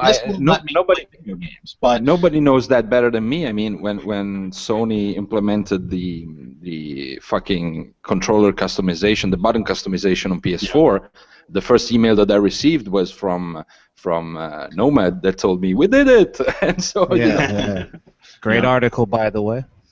Mm-hmm. So I also thought that controller was also being built for PC gamers as well, so that they can map their different buttons playing PC games as well. It is. I'm not a PC guy, so I don't know, but Yeah, they're going to have the controllers and everything integrated with Windows 10 too. So, yeah, absolutely. and I guess it's kind of not really because I mean it's still the basic controller, but I guess kind of like I don't understand it like how I guess you, but how dudes who are into Forza and Gran Turismo spend what $200-300 on a wheel. I don't know. Maybe it's I'm one of something those assholes. similar to that. That's a good point. Well, yeah, you know what I mean. Maybe it's similar to something like that. That's a good point. Absolutely. I think we touched on everything. No, from wait. Microsoft. There's one go more ahead. thing. Just one more thing. It's not Xbox related, but it's still Microsoft that I'm excited about. Sure. I don't have an Xbox One. I have a beast PC, like a really fucking beast PC, and I'm so happy that they're bringing Killer Instinct on it. Like that was one of the highlights for me. Yeah, that's coming on the PC now, right? My attitude about this whole thing has been swayed a little bit. I used to think that maybe they'd bring some of the older games, Killer Instinct, things like that, over to Windows 10 when they came out. But hearing Phil Spencer talk to Jeff Gerstmann on Giant Bomb, like, it really sounds like we might just get Halo 5 and stuff like that on PC. It's weird. Can I be honest on what I think about that whole thing? Please. I think they're trying to make oh my god, this is hard to say with Josh in the chat, but I think they're trying to move a little bit away from the Xbox and try to bring that audience towards the PC. They want Xbox to be a service. I think they're really pushing the Windows 10 on PC thing. And Windows 10, by the way, is not fucking bad at all. And if I say so, you can put it to the bank. Yeah, I believe you. I have right now the Get Windows 10 icon on the bottom of my tray here, and I've been afraid to click it ever since it's been there. Click it. Click it or ticket. Anyway, so that's pretty much everything from Microsoft. And for all intents and purposes, I think they had a really strong showing, especially just coming out of the gate for the beginning of the day on Monday for E3. And I said, especially with the backwards compatibility announcement, and I was like, there's no way Sony's going to be able to top this. I mean, they've already been on record in the not-too-distant past basically saying, well, we're kind of in the process right now of getting everything prepared so we can blow your socks off next year, blah, blah, blah, blah, blah. We don't really have anything in the tank. And I was having a conversation on Skype with Gabe, and I was like, look, the only fucking thing that they could possibly do in order to top what Microsoft did this morning is if they were to say, Last Guardian, and yeah, Final Fantasy VII Remake is happening. Yeah, and for context, I've been avoiding brutally Mike for like a month or so because I didn't want to lie to him because I knew about that shit. Yeah, so Sony came along, and they actually, I think they did it. I mean, they came out, and they started off strong, and they just kept hammering. They started off with The Last Guardian, and not only did they just come out and say, yeah, we're still making The Last Guardian, you'll see it sometime. They actually showed off a pretty substantial section of actual gameplay that looked pretty goddamn fun. What did you guys think of The Last Guardian? I know there's a lot of different comments on the web. Like, a lot of people are obviously creaming themselves over it, and there's a lot of people at the same time who are like, it looks like a last-gen game, as if that really makes a bit of a difference.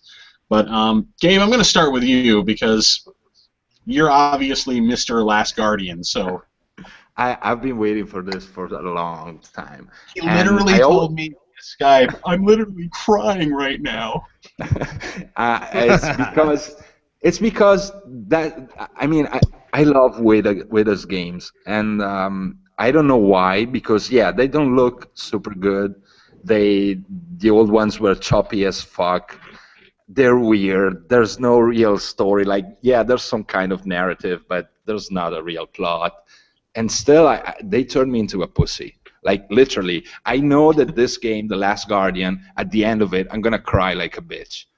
And this is what I love about those games. So, yeah, I was happy. You're going to go right down the line. Garrett, what did you think about The Last Guardian gameplay? It's another one of those that it's hard to get excited after so long.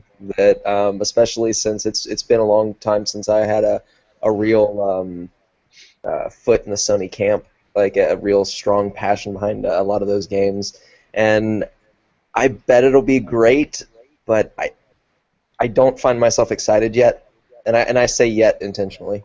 I was right there with you until I saw the gameplay footage. That's when I was like, oh wow, this looks great.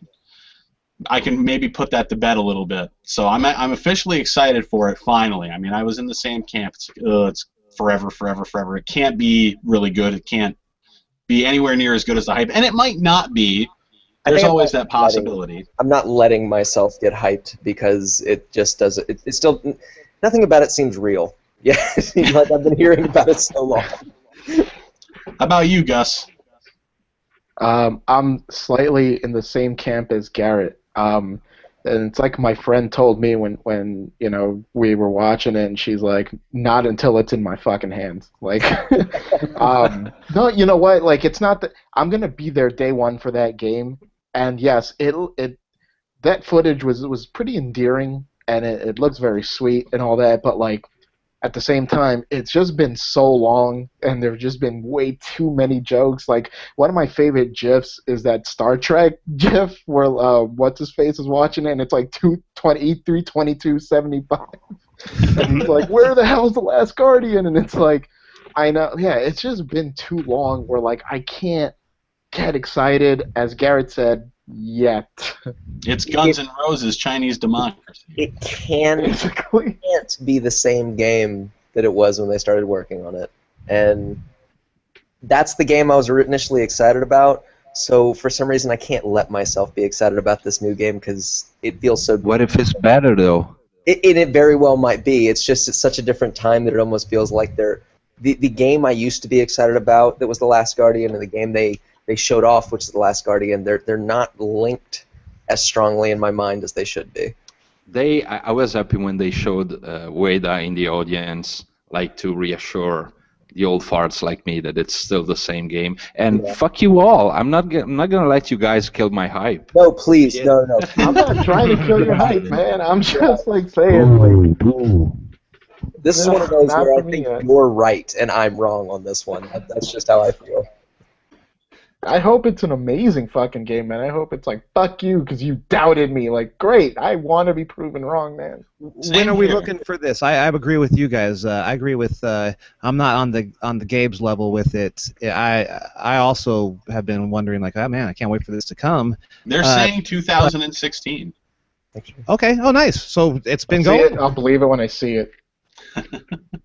and I know already that there's gonna be a fucking huge collector's edition that I'm already salivating about with the huge griffin. Oh my god. Oh yeah, Gabe pre-ordered The Witcher 3 like a year ago, so he could get the fucking statue. He's already got. You have the arm for Metal Gear Solid 5 pre-ordered too, right? Yep. Yeah. Since day zero, as usual. So, yeah, obviously, Metal Gear Solid 5. Metal Gear Solid 5 is coming, and that wasn't actually showed by Sony, was it? Was it Sony? It wasn't showed by... had like a 40-minute demo that I watched. Yeah.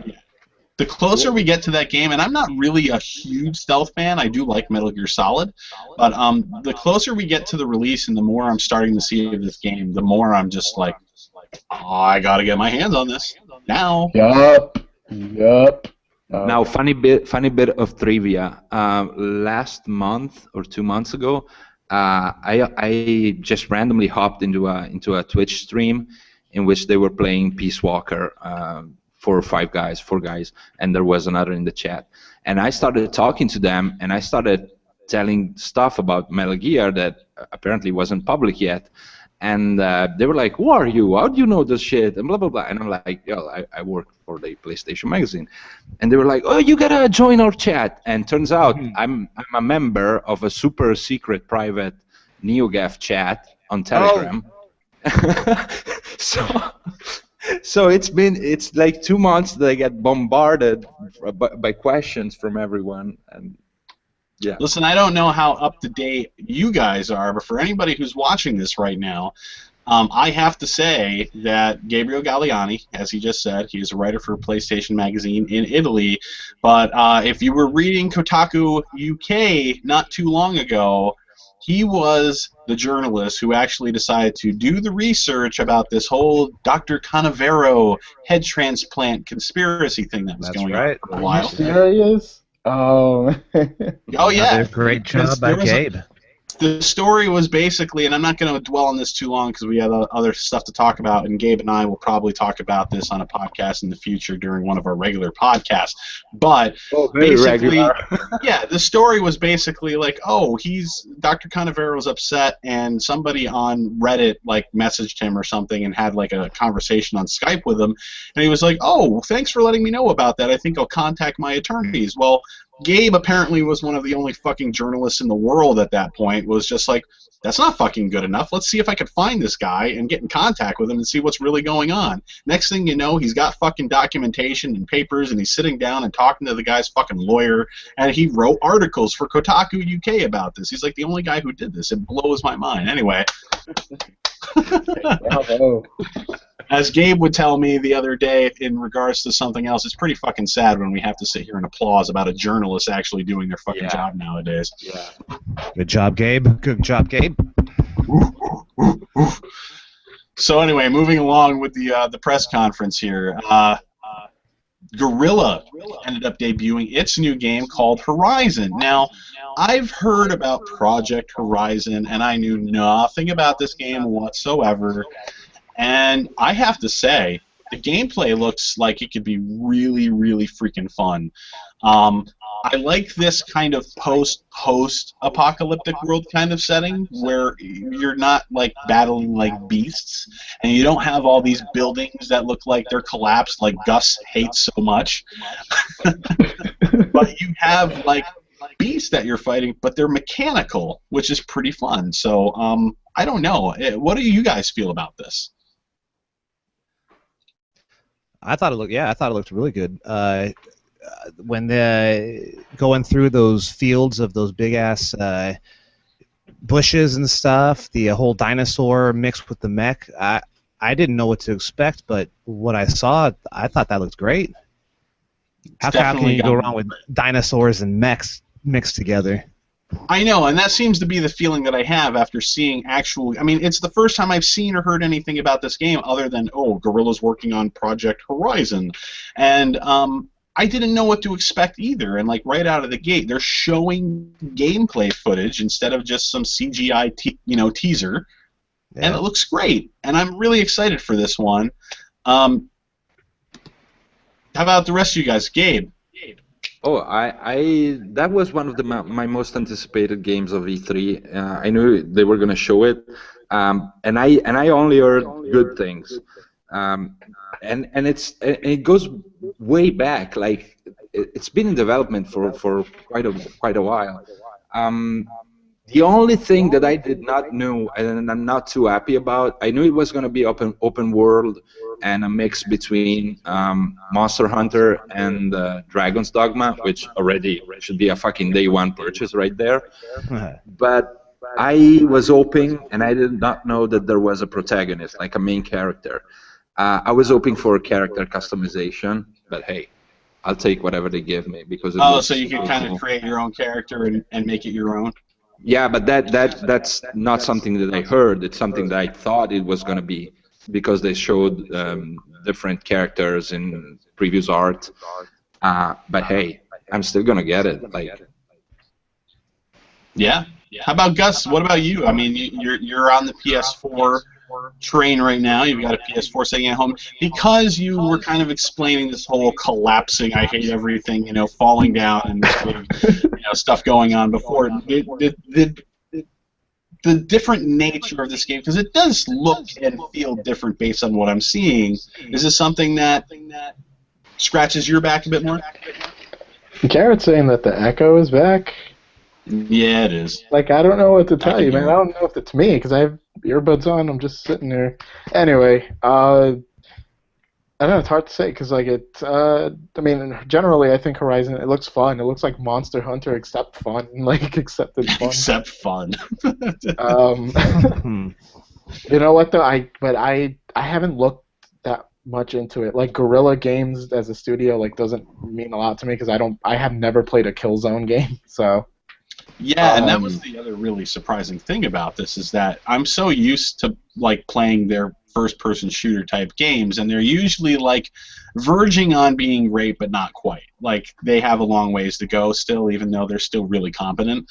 And Killzone Shadowfall on the PS4 was the same way. I had a really good time with it. It could have been better, but the fact that they came out with this next was really surprising. It's actually their first non-first-person game. Like the first game was like what was it called? It was in Vietnam, like Shell Shock maybe. We go back to the PlayStation 2 era, and then there were all the Killzone and whatnot. And this is actually their first venture in this kind of game. Another thing that they were talking about here was Hitman. Hitman's back. And the trailer that they showed off for E3 2015 was actually pretty impressive, I think, for me. But I don't know. I've never been huge into the Hitman games myself. I like them a lot. Yeah, you're really big onto the stealth kind of thing like that. Yeah, yeah. You're all Blood about Money it. is so good. What? Looking good. Blood Money is really good. Yeah, that's probably the everyone's favorite. And I didn't like Absolution though. I didn't. yeah, a lot of people gave Absolution shit. I didn't think it was bad. Like, I played it and I think I enjoyed it. Like, I didn't love it, but I didn't hate it either. So I was okay with it. Another game that I know Gabe is really excited for is Street Fighter V. Yep. Ooh. Gabe is actually in the beta or beta or however you guys call it. I don't know. On a percentage scale, Gabe, how much percentage better is it than Street Fighter 4 is running on PlayStation 4 right now? Oh man, that's a low blow. Yeah, I mean they actually had to pull it. Capcom had to pull it from their own freaking tournament. Yeah, that was bad. Really. But yeah, how is it running? Pretty good? Pretty solid? It's good, and I actually do not like Street Fighter 4. Huge fan of all the Street Fighters, and I'm pretty badass at Street Fighter 3. I for some reason I never found Street Fighter 4 to be a fun game. I've always seen it like if you're a pro, like a real fight, like Daigo or Justin Wong level, you're gonna have fun. If not, it's kind of, I don't know, too tight. I don't know how to explain. I didn't feel free. And Street Fighter 5, it's a lot more like Street Fighter 3, in my opinion. And it's For me, Street Fighter 4 felt like they designed the game as if you should be pumping quarters into it, basically. yeah, it's I don't know if it makes sense, but it's fucking too precise. And I'm gonna get shit for saying this because competitive, you have to be precise and whatnot. But Street Fighter 5 is more. You can try more crazy stuff if you're in a pinch. What they're I actually got a little insight from this. I work with a guy who's pretty big into fighting games, and his insight was that they're going back to a system where you can make your combos a little easier, like the way you play makes things flow together a lot easier, whereas with Street Fighter 4, it was all about being incredibly technical, incredibly precise, and they're going back to the old, I think you said the Street Fighter 2 Turbo or Alpha days, or where it was more of getting a feel for your character and building up kind of a flow more than just being super precise. He is actually right. He's right on the money. Well, that's good, but now what I'm kind of considering is that you said when you're in a pinch, Gabe, you can try some more crazy stuff to kind of get out of it. Does that make the game more accessible? I guess so, but it doesn't make it dumb. Like the I don't know if you guys ever played the Persona fighter. Maybe Gus did. No, like for 5 minutes. No. There's like you can play it like a regular fighting game, and it's actually gorgeous. It's in beautiful 2D art, and you can pull off the crazy combos like different buttons and whatnot. But you also can pull off the crazy combos with one button, like mashing on just one button. It turns in this fucking weird thing in which he does everything by itself. And so that's pretty shitty. So it's not more accessible like that, which is super bad. I don't know, it's just more fun. Moving along, there was a weird kind of demo that was shown by Media Molecule. They're known for the Little Big Planet franchise, but what they showed off was something called Dreams. And it's basically this creative sort of experience where you could kind of just, I don't know, it seems kind of just like a... It's the same thing you guys saw last year or 2 years ago when they were sculpting stuff. Yeah. It's the Okay, yeah. same thing. That's what they've been working on. I don't have many information because I don't give a shit about gimmicky stuff. So Right. It seems very gimmicky to me, which is why I'm concerned about it. Like, it looks really interesting if you're a really creative kind of a person, but even so, even if you are a creative kind of person, what are you going to do? You're just going to like make these dreams. You know, I'm gonna tell you how it's gonna go. There's gonna be like 3 very creative and very talented people that are gonna buy that game and do amazing stuff, and all the rest is gonna be a whole lot of dicks. I tuned out of that part of the conference. Like, I don't. Yeah, I mean, it just seems like if you can craft something meaningful, what do you just upload it and other people get to experience it? I mean, that just seems like all it is. I can draw dicks elsewhere. Like, I have a zillion other ways to draw dicks. Exactly. that game is. No, you're not going to draw them. You're going to sculpt them ever so lovely. And then you're going to experience the dicks. I'm pretty sure Garrett's experiencing the dicks on the regular already. I'm just kidding. Just a little slapping. Just You can slapping. make But a wait. game in which you walk. Hold on. Of Josh is really interested in the dick thing. Go ahead, Josh. You want to I was just thinking we were going to talk about like last year when Gabe mentioned Toad, that cute little butthole. Well, no butthole talk yet. Sorry, guys. Oh, man. This is going all sorts of wrong. So we already talked about Destiny, the Taken King DLC, and that whole thing, which is very... I started booing as soon as they started showing that on the Sony conference. Am I wrong in thinking that Destiny is the most divisive title ever? Like, every person that I know either shits on it or is just like a crack whore for it. Yeah, that's People true. hate it, but they can't stop playing it. Like, even people who hate it cannot stop. Yeah, it feels like they're always in that post-masturbation state of mind in which you have some self-loathing, you know. Yeah, we talked about this title before you ended up coming on, Gabe. But yeah, it is. It's a very polarizing experience. I mean, there are people who get hooked to this and like, I love it. I can just play with my friends, and I love having something to do every single week, and yada yada yada.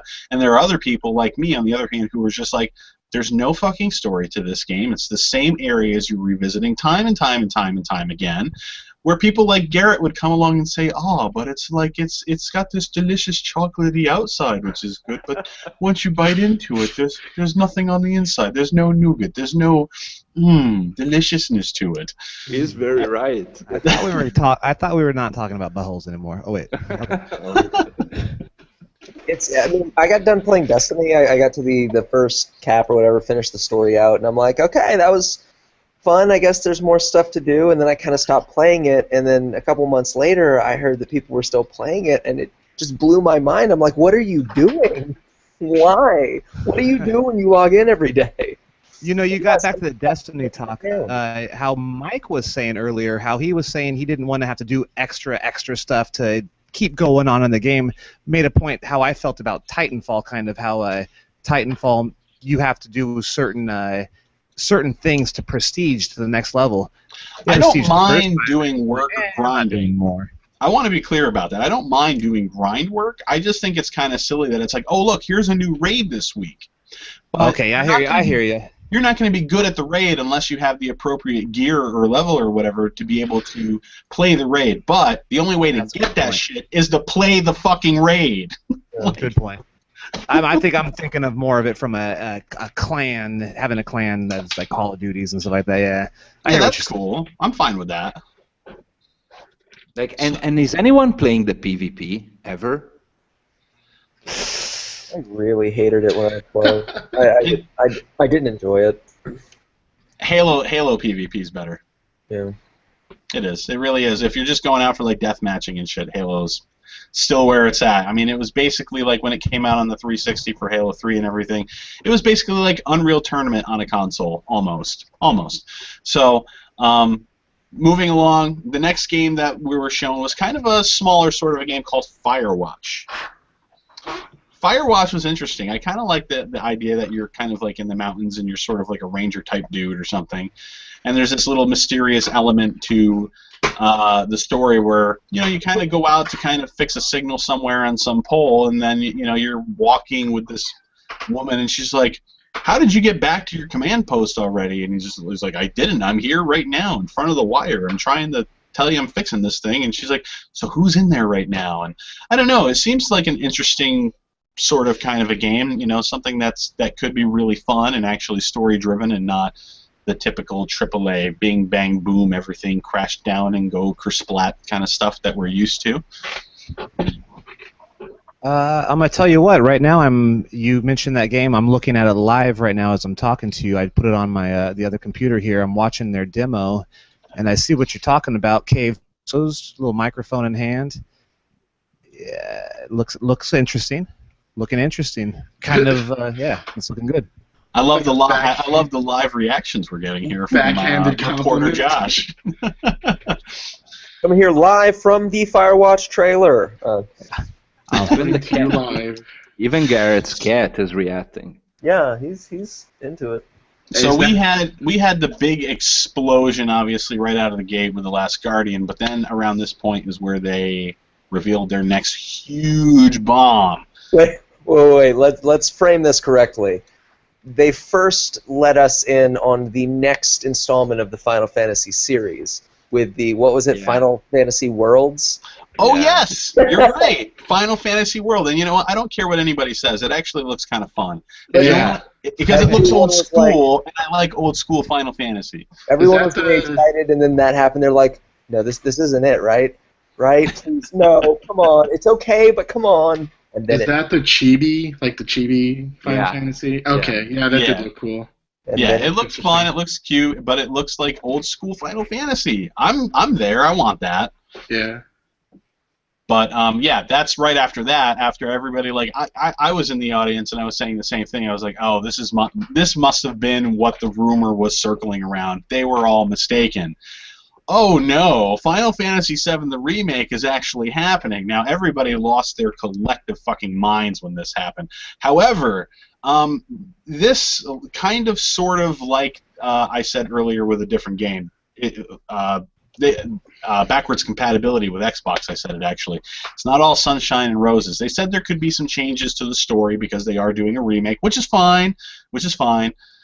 But now they're also talking about, well, we can't just have everybody standing in a row anymore, and if we're doing a remake, that would be stupid. There's probably going to be changes to the battle system. Now, I know on this very panel, there's people who feel differently, or at least one person who feels differently about this, but that makes me almost irate. Garrett, I'm going to switch to you because I know you have a little bit of a different opinion on this. Oh, man, it's so hard because... I'm actually going to pull the Rare Collection back in on this because they said with that game they're bringing all the games back and trying to keep everything. No, actually, I'm sorry. The game I want to bring into it is the Mega Man Collection that was talked about because they're bringing back all of the stutter and stuff like that, trying to emulate the exact feel from the original Mega Man games that were based on things that they couldn't get the kinks worked out of. And this is kind of the opposite. They're not trying to conserve anything from the original besides just channeling that nostalgia that everybody loves and trying to rebottle that magic. Instead of relying on nostalgia, they're trying to revamp it into something more modern, and that's a dangerous gamble. But I think they're right. If you're going to revamp this and have this whole new look and feel to it, it's going to change how the game operates anyway.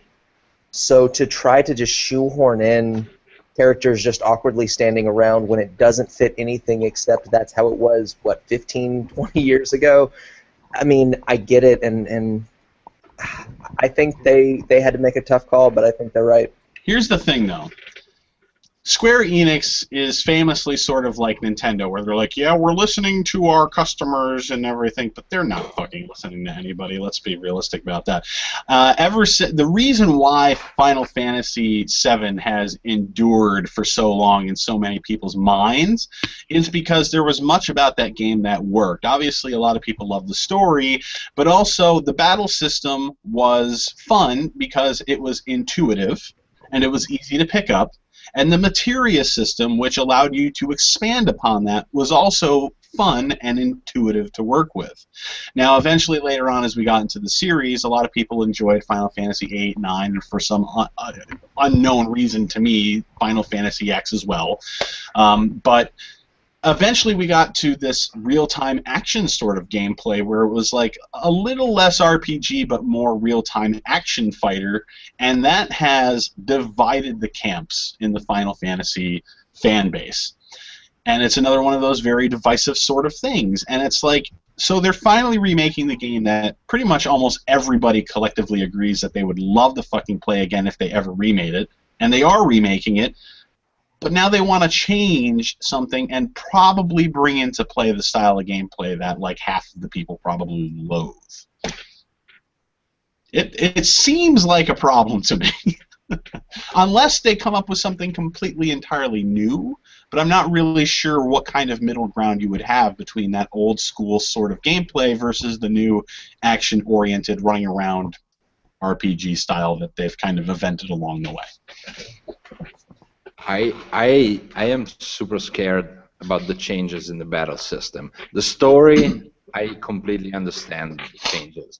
Although it makes me wonder if they're going to change some major things or not, even due to the, all the feminist movements and whatnot. So, yeah, not going to spoil it for the young kids, but everyone knows what happens. Don't do it. Don't spoil it for them. And, and also the drag scene is going to be interesting. But anyway, the battle system, though, no, I'm not really convinced. I'm super scared about a Kingdom Hearts style of battle, and even more scared about that useless, shitty single button mashing and pretty much randomly switching of Final Fantasy 13 and the sequels and spin-off. Now, Gus, are you an RPG fan? Do you like the Final Fantasy series? I do, but admittedly, I played Final Fantasy VII. I actually do not have the attachment to it that 99.99998% of the world that's not to say I dislike the game. It just never happened for me. And I was that age too when it was the biggest thing on the planet. I tried playing it on PS3 because I had the PS1 classics on my PS3. Yep. I just want a playable version of that game for 2000 whatever. I want to play that game. I want it to not feel ancient. Basically, is my only wish. They are still bringing the original Final Fantasy VII, which they ported to the PC last year. What a waste of fucking time that is. I'm sorry I curse, but oh my god. It's okay, so you want something that's even more polished than that. You really want them to take it and sort of remaster it properly. Yeah. Okay. I'm with you. Also, give me Final Fantasy 12 remastered already. God damn. Oh yeah, you're my boy. Give me 12. I've made some people very angry at me by saying what I'm about to say because I'm kind of there with you, Gus. I actually liked 8 better than 7, so. Yeah, that's another one where I that's fine. That's perfectly fine. That's fine. It wasn't a bad game at all. I think it was just not as good as 7 for me. Yeah. But it was still okay. I heard from a lot of people I never got to play it that Final Fantasy IX. Triple Triad, baby, that card game. Come on. But at least on the backside of this, we did hear that they want to remake other Final Fantasy games and from an older era as well. So maybe we're looking at Final Fantasy VI as a remake someday. Of course they do. That's what it's all about, this gen. Just all remakes. Generational remakes chugs along. Yeah, there's a lot of remakes happening. That is for sure. And just like the movies, guys. Whenever I have a conversation about remakes and remasters, one of the things that comes to my mind is that I want it, And on the other side of the table, it's, okay, but we need a little bit more in the game department. Like this year, I don't know if you guys would agree. I mean, there's certainly a lot of games that are coming out, but just as far as games that grab me, that I'm interested in playing, I don't feel like there's really been a whole lot. Like, for me this year, I've spent most of my time, probably about 90% of my time on my current-gen consoles playing Bloodborne, and now The Witcher 3. And outside of that, I'm not really too excited about Batman just yet. It kind of, I don't know, Arkham City kind of threw me off a little bit. Like, it was still a really good game, but it wasn't Arkham Asylum. I thought that was better because it was a little more closed in, a little more personal, a little more atmospheric, a little more suspenseful as a result of being in these closed-in spaces. And later on in the year, like, I'm still kind of waiting to see what's going to happen with Halo 5. Like, I'm really excited by what I saw this past week. But again, I'm still skeptical. Rise of the Tomb Raider, if it is coming to the PS4 at some point, I do know it is going to perform better on my PlayStation 4, so I'll get it for the PlayStation 4. I can wait. So I don't know. This year's not really filling out for me all that much. So. Hey, Mike, what do you and the rest of you? What do you guys? You know, I forgot to mention it when we were talking about the Xbox stuff. What did you guys think about hearing what's his face say that Dragon's Age is going to be coming in EA Access pretty soon? That's not bad of a title, huh? Good for people who like Dragon Age. Yeah, is that not one of the hot type of titles for that type of game?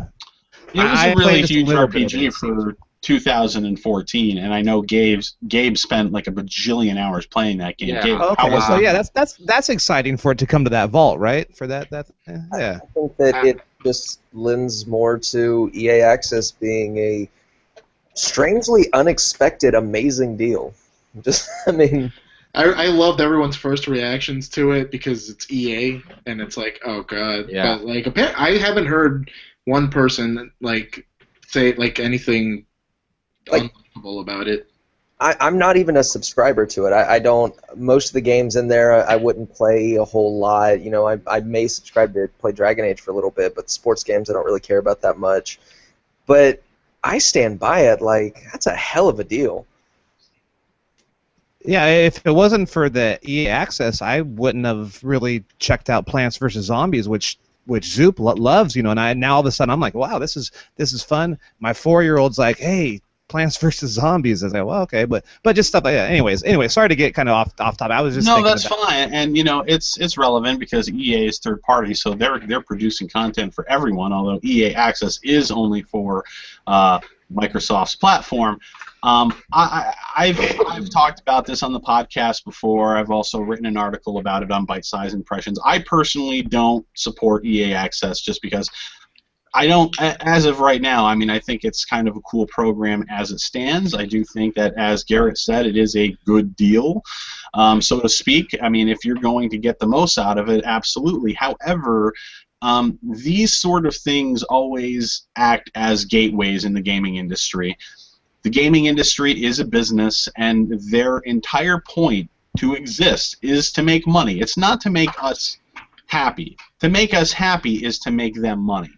So for them to produce something that's mutually beneficial for business and consumer is fine, but it's the gateway that leads to things that are like basically making paywalls and stuff like that. Like, I think some of the stuff that we've talked about way earlier was, oh, watch, you're going to have them, you know, throwing, guess what, you can get DLC exclusive only if you're an EA Access member for a limited time. Or if, like, Ubisoft comes out with a similar service to compete someday, oh, well, you can have additional XP if you play multiplayer on this game, you know, as long as you're a member of our program, and it'll give you an edge playing online. And they're going to be battling it out back and forth. But it all depends on how well EA Access does now and in the future, and if other companies do catch on and start to compete.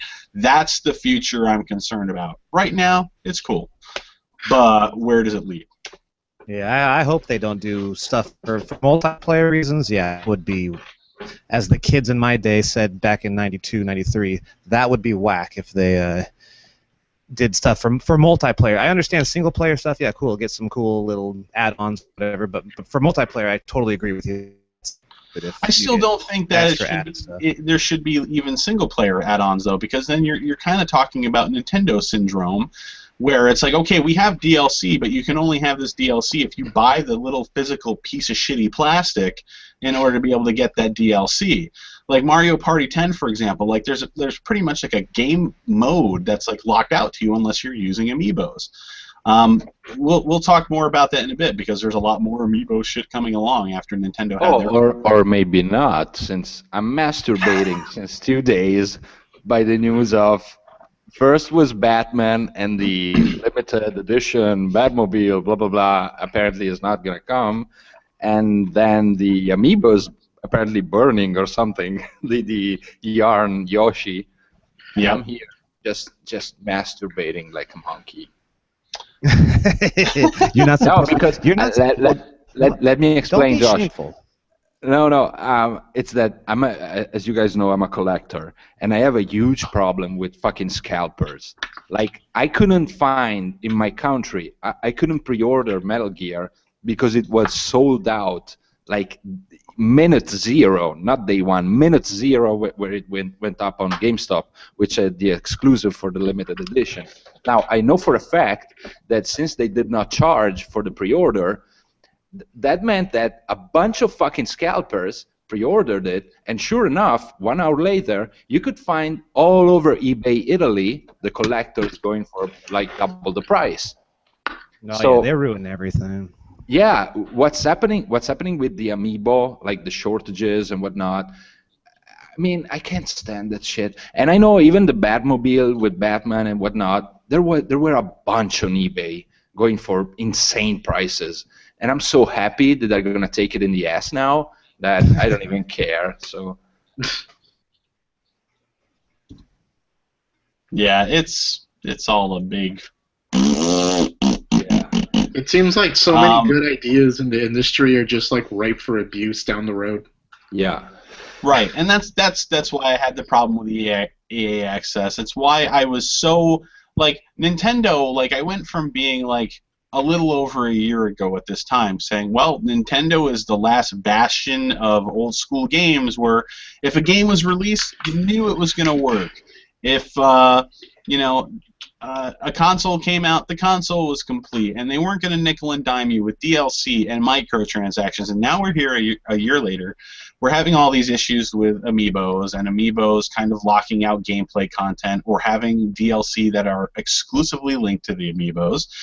We do have free-to-play games that they're working on or have already come out with. I'm not exactly sure that they're free-to-play, but they have microtransactions, and they've fully adapted the DLC model. And like when I hear Mario Maker, for example, where you're supposed to be making any style of Mario game you want, like Super Mario Brothers from the NES or Super Mario World on the SNES, the Koopalings aren't going to be in this thing, I heard. And I'm not trying to jump ahead into the Nintendo thing, it just sort of kind of organically grew in the conversation here. But how do you not include the fucking Koopalings in Mario Maker if you're able to make like Super Nintendo, Super Mario World type games? They were in the game. They're part of the bosses and everything. And I'm sitting here saying to myself, those motherfuckers, you just wait and watch. It's either going to be linked to amiibos of the Koopalings, or they're going to sell you DLC packs for it later down the road.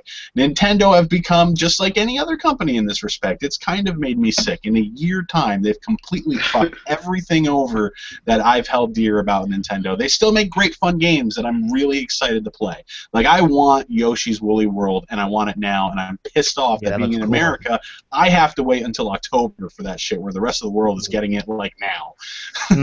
But it's like even worse because they managed to successfully make DLC exclusive in the fucking real world. Yeah. And you can't find it. They're not even That's provided. unprecedented. I mean, I know, it's like here's exclusive DLC, but you can't fucking have it because we're not making enough for you guys and scalpers and all this other shit. Like, and not only that, but they're openly making deals with like retail chains saying, "Oh, we'll sell you this amiibo so you can sell it exclusively at your store." yeah. Yeah. You know, Mike, going back to your thing about games, about all these transactions, you know who's to blame? You know who's to blame? The We damn are. internet. No, the internet. If it wasn't for the Well, internet, who's the internet? We are. We're the internet. Yeah, you know what I mean though. Before games could be fixed on, before you could release a game 3/4 of the way finished, and then you could say, all right, we'll finish the rest of the quarter up online. We'll patch it up on. Before, you used to have that game finished. There's no fixing anything on the games before the internet. So you know what I'm saying. You know what I'm trying to say. You know what I mean? Oh yeah, absolutely, and it's gotten so bad. I mean, poor Gabe there. He's working off of like what's the equivalent of basically a 56K line right now. This poor bastard. He turns on his PS4 after having it off for 3 days, and he's got to spend literally days right now uploading and updating shit. Who was the guy who said it? Hey, Gabe, why would you live there? Come on, man. Yeah. Oh. No, but it's I know, who wouldn't want to live in the country in Italy? Ew, gross gondolas and beautiful women. Ew. no, but it's completely crazy. Like in the super secret NeoGAF chat that I was talking about before. I love that you're in that. Yeah, there's accidentally, but I'm enjoying it because I'm learning so much. There's a guy, he's a gaffer. He spent, I'm not kidding you guys, $1,400 of DLC for Rock Band. Now, Jesus. I couldn't help myself. You know my stance on DLC and all that shit. Yeah. I couldn't help myself but telling him, motherfucker, you could have bought a fucking Ibanez Fender and actually play a fucking real guitar, like real music. You could have bought lessons and a guitar for that money. Like I just don't. Oh my god. For $1,400, you could get up on stage with Dave Mustaine. Yeah, and then when I was bitching about DLC, it then went on to the fucking Batman. What's it called? Arkham Knight. And I was like, with all the shit that they pulled with the DLC exclusive for this retailer and that retailer, and now the CE not being available and whatnot, like, you guys shouldn't even fucking buy the game on principle. And it was like, haha, that's why I'm smart and I bought this. And since we are on Batman, Batman is relevant to the conversation again because it was shown at Sony's thing. And what Gabe's talking about, for anyone who's not aware, because I feel like there's people who know about this, and I feel like for some reason there's a lot of people that kind of don't yet. There was 2 different collector's editions for Batman Arkham Knight, and one came with a Batman statue, but there was also an expensive edition that came with what looked like a really awesome replica of the Batmobile that's in the game. So 5 days before the release of this game, or maybe 6, not that really the extra day matters or not, it doesn't matter at all. People started getting notification from Game over in the UK, and shortly after that, GameStop over in the United States saying, sorry, we're not going to have this, there's been an issue, blah, blah, blah, blah, blah. So people are pissed off, and they're like, well, this sucks because I pre-ordered this because I wanted the Batmobile. I can't take that money and now put it down on the other collector's edition of the statue because it's sold out. And when they went to this, what's the name of it? Something Triforce. Triforce, I don't remember. Anyway. All right, thank you for saying exactly what I just said, but in a different way. I don't remember. I mean, when you go to their Twitter, they would not make a public statement. They just referred everybody their whole freaking page on their Twitter timeline was basically the same thing. Please email so-and-so for more information about this. Warner Brothers, in the meantime, they hadn't said anything to anybody. They didn't tell anybody, oh, there's a quality problem with this and we can't release it. Nope, just tell the retailers and let the retailers deal with the blowback, and then this other company's who's actually making the Batmobiles, there's no accountability on their end either. And I agree with Gabe to a certain extent. If you've got a pre-order, don't buy the game right now. Another thing to kind of consider against Batman Arkham Knight 2 is that Project Triforce, by the way. Project Triforce, there you go. Another thing to consider, too, is that Total Biscuit was online today, and he's like, as far as I know, there is no download code for reviewers for the PC version of the game, which kind of makes me very skeptical as well. And WB Games does have a history of having some wonky, sometimes game-breaking issues at launch. So Arkham Origins DLC was fucking broken And then like the guy, like whatever community manager who had to like answer all those people, like was basically saying that they're not gonna patch the DLC that you bought. Yeah. Like, sorry. They never did. They never did. And so what's going on with those reviews of the Batman? I'm hearing, speaking since it's relevant, the Batmobile. I'm hearing the Batmobile gameplay is That it's tedious or something. Yeah, Yeah, that's what I'm but saying. Polygon said that it's the game of the fucking generation, and and I was explaining to a friend of mine that Warner Brothers is pretty fucking generous to journalists, and I'm not lying about this. They are, and I don't know, and for the record, they never fucking showed a single time a console gameplay. Just so you guys know, it's always been on PC. Yeah, and even then, we weren't really seeing any gameplay. Like at the PlayStation Experience, when they showed it off, like near the end of 2014, they showed all pre-rendered like CGI-looking stuff with like a microsecond of like what looked like actual gameplay spliced in every once in a blue moon. And what we saw even just this past week at Sony's conference, it wasn't even like actual like Batman gameplay, like on the stage for the big event. It was like this first-person mode, like near the beginning of the game, that's supposed to kind of like really like sucker punch you into the story, I guess. But they weren't actually showing off what they should have been showing off, which is the actual gameplay. And there has been some of that shown. It's history repeating. If you remember with Shadows of Mordor, it won like a bajillion game awards and whatnot. Somehow. And to be honest, it's a pretty mediocre game. There's one good thing, and the rest is okay. Yeah. So we got Batman out of the way. The other bomb that they kept coming during Sony's preference was Shenmue 3. At which point I directly went to Twitter and I said, "Now, would all you Shenmue fans on Twitter kindly shut the fuck up." Every single day on my Twitter feed, I see hashtag save Shenmue 80 bajillion times every single day. And I'm really good. I never played Shenmue. I've heard decent things about it. I have no investment in it, and I'm really happy that it's finally getting made for the people who are fans of the franchise, like Gabe. And it's I'm really right with cool. Gabe, man. Yeah, I mean, it's really cool that it's coming out. It's a huge announcement for sure. I mean, I never thought that I would have saw that this year on this E3 stage. Let me grab another drink so I can get my Shenmue thoughts together. I'll be right back, gentlemen, while you guys get your Shenmue thoughts. I am a You need to get Shenmue thoughts together? I am a Shenmue original Dreamcast player, and I will could go BRB. on. So hold on, before you get your drink, Josh, I know you're pulling Yes, sir. out and everything. Haha, that's what she said. Not 3 times. Heyo.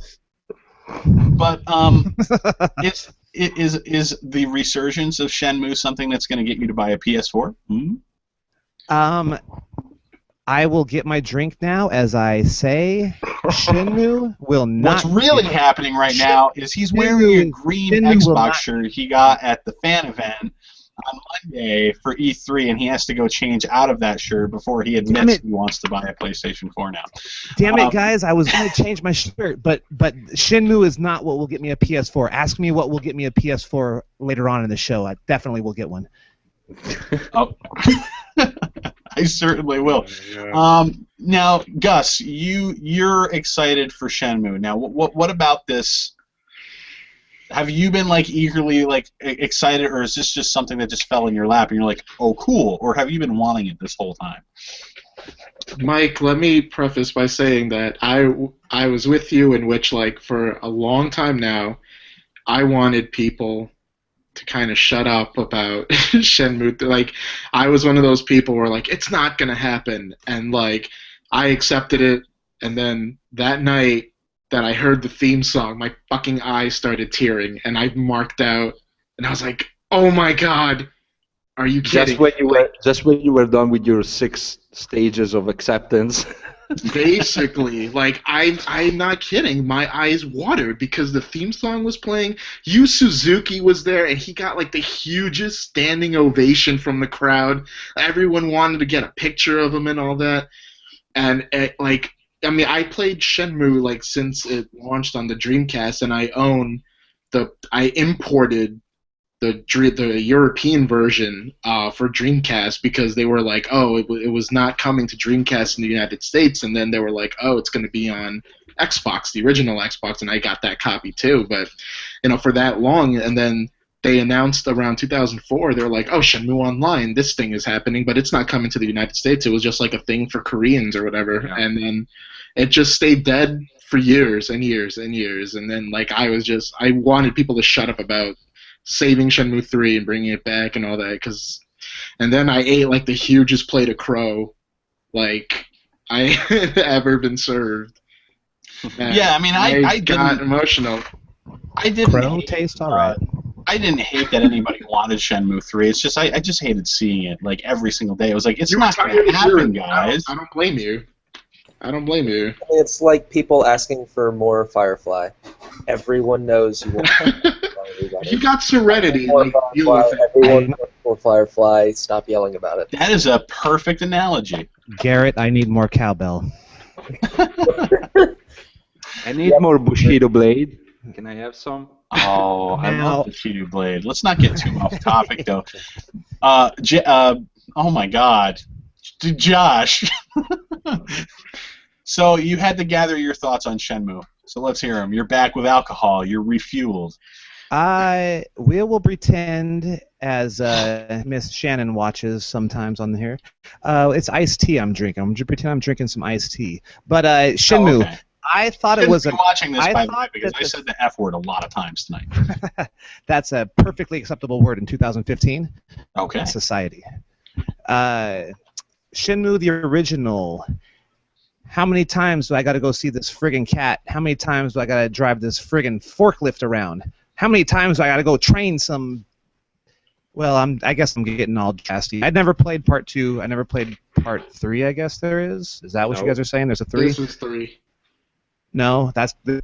Okay, this will be the 3rd. Okay, I never played the 2nd. I thought at the time, what year are we talking about? 2000? Is that Shenmue? 2000. Wasn't it? 2000? No, you're right. 2000. 98 was 2000, yeah, because the only other E3 I've been to besides this E3 was 1999's E3, and that was Dreamcast Strong with Ready to Rumble boxing and all that stuff. And but at the time it was really cool. Don't get me wrong, it was really cool at the time. But come on, guys, it's 15 years later. If it's that same kind of style, I don't know. I don't know how I felt about an E3 presentation with a Kickstarter being asked for money to fund it. But on the other side, the other half of me, don't get me wrong, I totally understand the fan base, because for me, if let's say this Shenmue, or let's say even the Final Fantasy or Last Guardian, let's say this was, hey, guess what, guys? SOCOM 2 is coming back. I can understand the excitement for such a game that you would be into. So, I mean, I understand, but Shenmue is, I don't know, man. I don't know if people are going to be like, oh, yeah, this was fun. Like, it would be like playing GoldenEye again. Is it going to be that much fun when you play Just for the record. Well, they remade GoldenEye, though. They remade it and adapted it to that scheme. Just for the record, that announcement was probably made at like 9:45 p.m. Eastern Standard Time during the conference. Like I think they went live at like 9 p.m. So maybe around 9:45 to 10 they announced the Shenmue 3 Kickstarter. By the time I went to work at 7 a.m. the next morning, the thing was completely funded. Well, they reached the $2 million Kickstarter goal. I mean, that is insane. But the whole thing with the Kickstarter is an interesting story that's been developing over the week. I've talked to Gabe about this recently, and I'll have him provide a little clarification on the way this is going down, because I know what I was telling him is basically the way public perception is going. So at first it was basically Sony on stage basically saying, oh, well, it's a Kickstarter, but you know what? We know everybody's excited about it, so we just want it on our stage. So here it is. Then after that, right, then the next day there was the story that came out where it was like, oh, well, Sony's going to like be involved with it after $2 million is racked up. So Sony's going to be working with the development of the game. And now, of course, there's all these stretch goals, even though they have reached the $2 million. Like right now, we're sitting at $3,457,134 with 43,000 plus backers behind this thing, and they're still grabbing money and asking for lots of money. So Yeah, there are a lot of fans. right. So I'm sitting there saying, "Oh, well, they got the game funded already," and Gabe just sort of laughed at me like, "Oh, you naive little fool! Let me explain things to you about how this works." Gabe, can you step up and provide the actual perspective? No, the correct.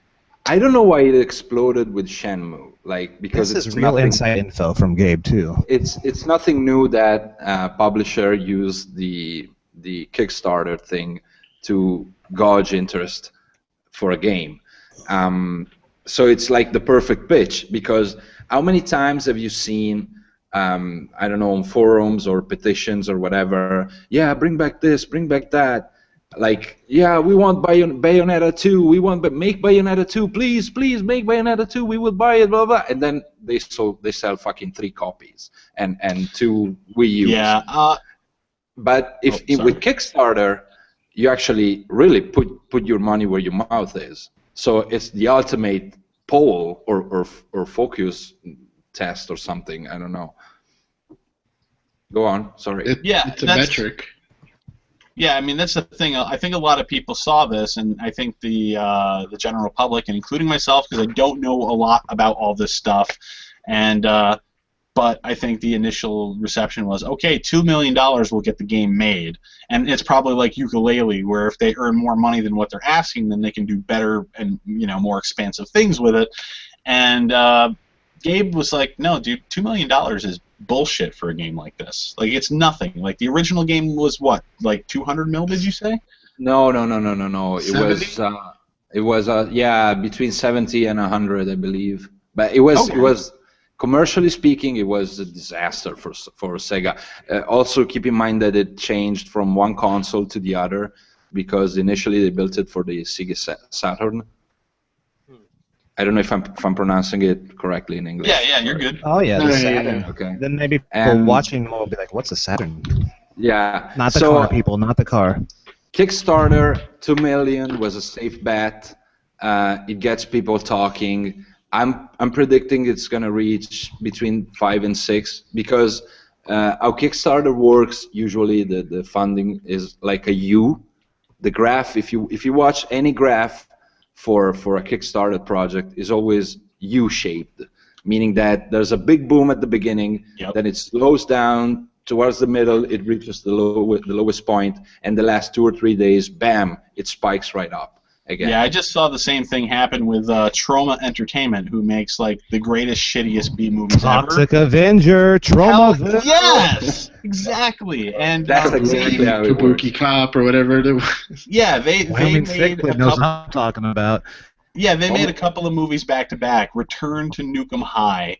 And they released Part 1 on Blu-ray in 2014, and Part 2 was to follow, and they had already filmed it pretty much. But I guess they needed production cost money, so they were asking for $50,000 recently, and it started off really strong. And for a while, I was like, "Oh shit, they're not gonna get the money that they need." And right in the last week, it ended up picking up again, and really quickly they ended up getting the money. It's always like that.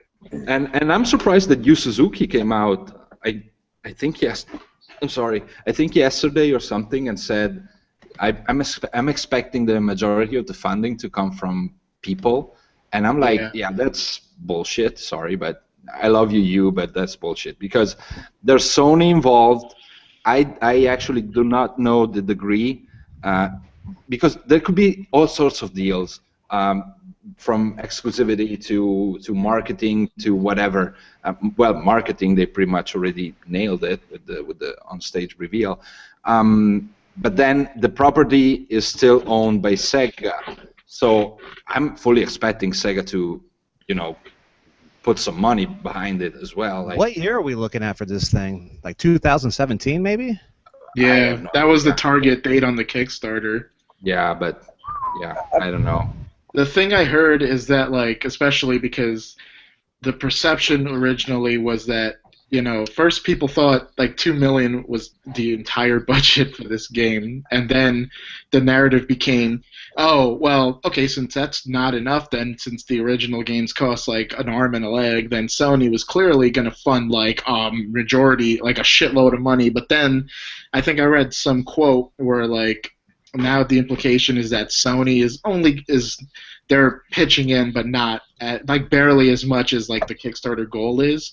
But the thing that, and this is where I guess I'm going to be a little biased because I mean I'll disclose that I made my donation to that Kickstarter, but then like before the week could even end for this Kickstarter, I'm like seeing a Polygon like opinion piece about like, and I don't know why all of a sudden with Shenmue 3 it's a problem, but like Yeah. this whole discussion about transparency and budgeting, which I understand like because people constantly when it comes to Kickstarter, I'm going to be a little blunt. I don't know why we constantly get up in each other's business about how we throw our money. Like, let me make my own bad decisions, please. Like, but, Yeah, but you're absolutely right because people need to shut the fuck up and understand that Kickstarter is a fucking donation.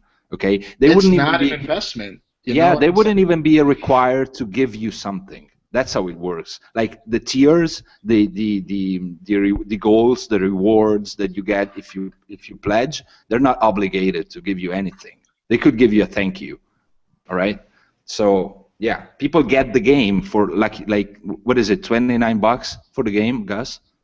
Yeah, it was 29, not 30. It was like 29, which I thought was interesting. Yeah, so but I was like, okay, it's great. probably the cheapest it's ever gonna be unless there's some fucking Steam sale like 2 years from now.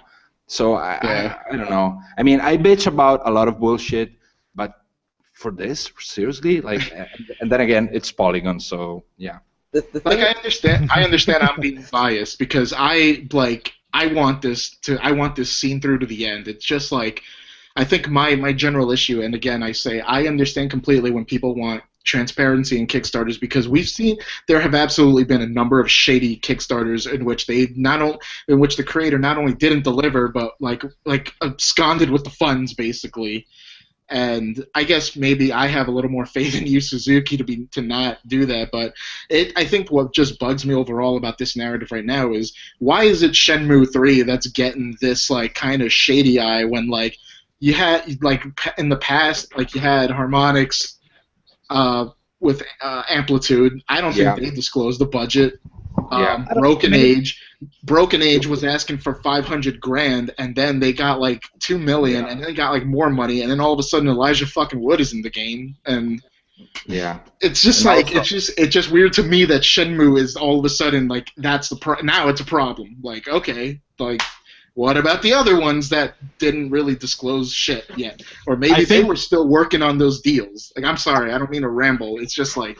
You're absolutely correct in all of that. And I think the reason why it's playing out this way, the narrative has been evolving and changing over the last week so much, is because, for one, it's Shenmue 3. I mean, we see the reaction. We know how much support this game has behind it. And also because the actual narrative itself was not completely presented to us as we know it to be right now, which is at first it was like, oh, here's a Kickstarter for Shenmue 3. We're just sharing this on on Sony's stage, but yeah, $2 million, and that's what we're asking for your help in order to get this game made. And then, of course, as we progress throughout the week, the details are changing every single day. We're learning more and more about the deals, and you know that Sony's involvement is actually, oh, we're going to help with the game after $2 million, and so on and so forth. It wasn't all up there up front.